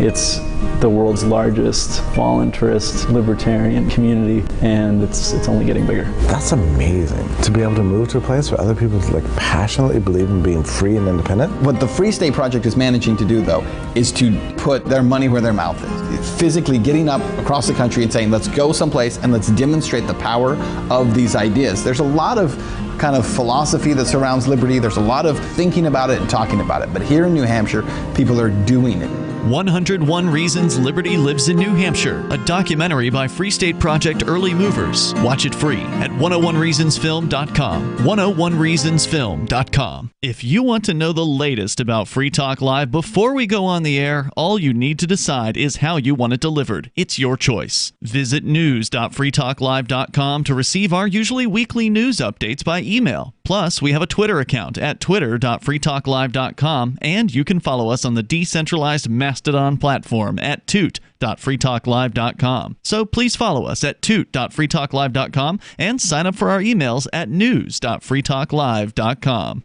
So you've signed the Shire Society Declaration and are planning your move to New Hampshire to be around more liberty-oriented people. Next, sign up for the Shire Society Forum at forum.shiresociety.com. There are a bunch of people there who are already in the Shire, and they want to meet you. If you're already in the Shire physically, you should also come by the forums. Remember, not everyone uses Facebook. New people are signing up for the Shire Society Forum every month, so drop in and say hello at forum.shiresociety.com.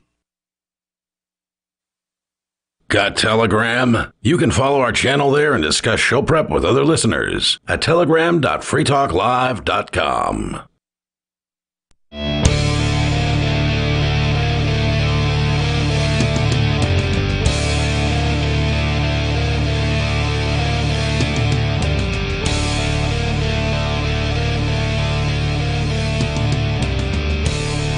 It is Free Talk Live. You can join us on our social media server because, as we talked about earlier, we are decentralizing, trying to establish as much autonomy and independence as possible in this world that wants to centralize everything. Social.freetalklive.com. That's our social media site. You can find a number of the hosts there. I think just about all of the hosts actually have an account there. I don't know what percentage of them do, but I'm confident in saying that it's probably about half. And I say probably, so I'm not confident in saying that anyway. I have no idea now that I think about how many of the actual hosts are on there, but a number of hosts are on there and post frequently. So check it out, social.freetalklive.com. There's a community of people there, and you can interact with them. It's very similar to Twitter, except it's decentralized. You don't have any corporate overlords. In this case, we're the corporate overlords, and we're not corporate overlords. So you have no corporate overlord to use social.freetalklive.com. Check it out. Again, that's social.freetalklive.com. Now, a lot of Americans are upset about textbooks being used in school. Evidently, there was some textbook that was teaching the alphabet or something that showed a picture of a pregnant man or something like that. And of course, that got people very upset. I had another story here. I hate talking about trans issues, so it just sort of sat in my show prep for, a month languishing there because I don't want to talk about it. But there's another one of a fifth grade textbook that's not what I'm looking for. I don't know. Like I said, too many things open here, but it was LGBTQ flashcards. And of course, this makes a lot of people very upset. It turns out, though, Americans aren't the only ones upset about what is making their way into textbooks. Math books outrage China with ugly, sexually suggestive, pro-American images. And I don't know what this illustration is they use for the image in this article, but it is not it is not a ringing endorsement of the aesthetics of Asian people at the very least. It just looks like a cute little gay kindergartner with making a peace sign and his tongue sticking out. I don't really get what. I don't know where you it's supposed get to cute mean. from. His forehead is like half of his whole body. He's a cartoon. I don't know. I mean, the other two don't look nearly so bad, but he looks like he looks like he should be wearing a bicycle helmet. China has ordered I can't believe I said that. We're gonna get so many bans from Twitch. But anyway, China has ordered a nationwide review of school textbooks after illustrations deemed ugly, sexually suggestive, and secretly pro-American caused a public uproar. Do they just mean ugly like you're calling the little kid ugly in the picture? I would call this kid ugly, yes. So maybe that's what they mean. The drawings found in a series of math textbooks that have been used by Chinese primary schools for nearly a decade are controversial for various reasons. Some Chinese internet users have criticized the pictures of children with small, drooping, wide-set eyes and big foreheads as ugly, offensive, and racist. Presumably, these were made in China by Chinese people, though, and that's the part that confuses me. Wait, are they racist against Americans or racist against Chinese people? I think racist against Chinese people is what they're getting at. And I would agree if this is what they imagine a Chinese child to look like, then they have a little bit of racism running in their blood. Others have been outraged by what they see as sexual connotations in the drawings. Some of the pictures show little boys with a bulge in their pants.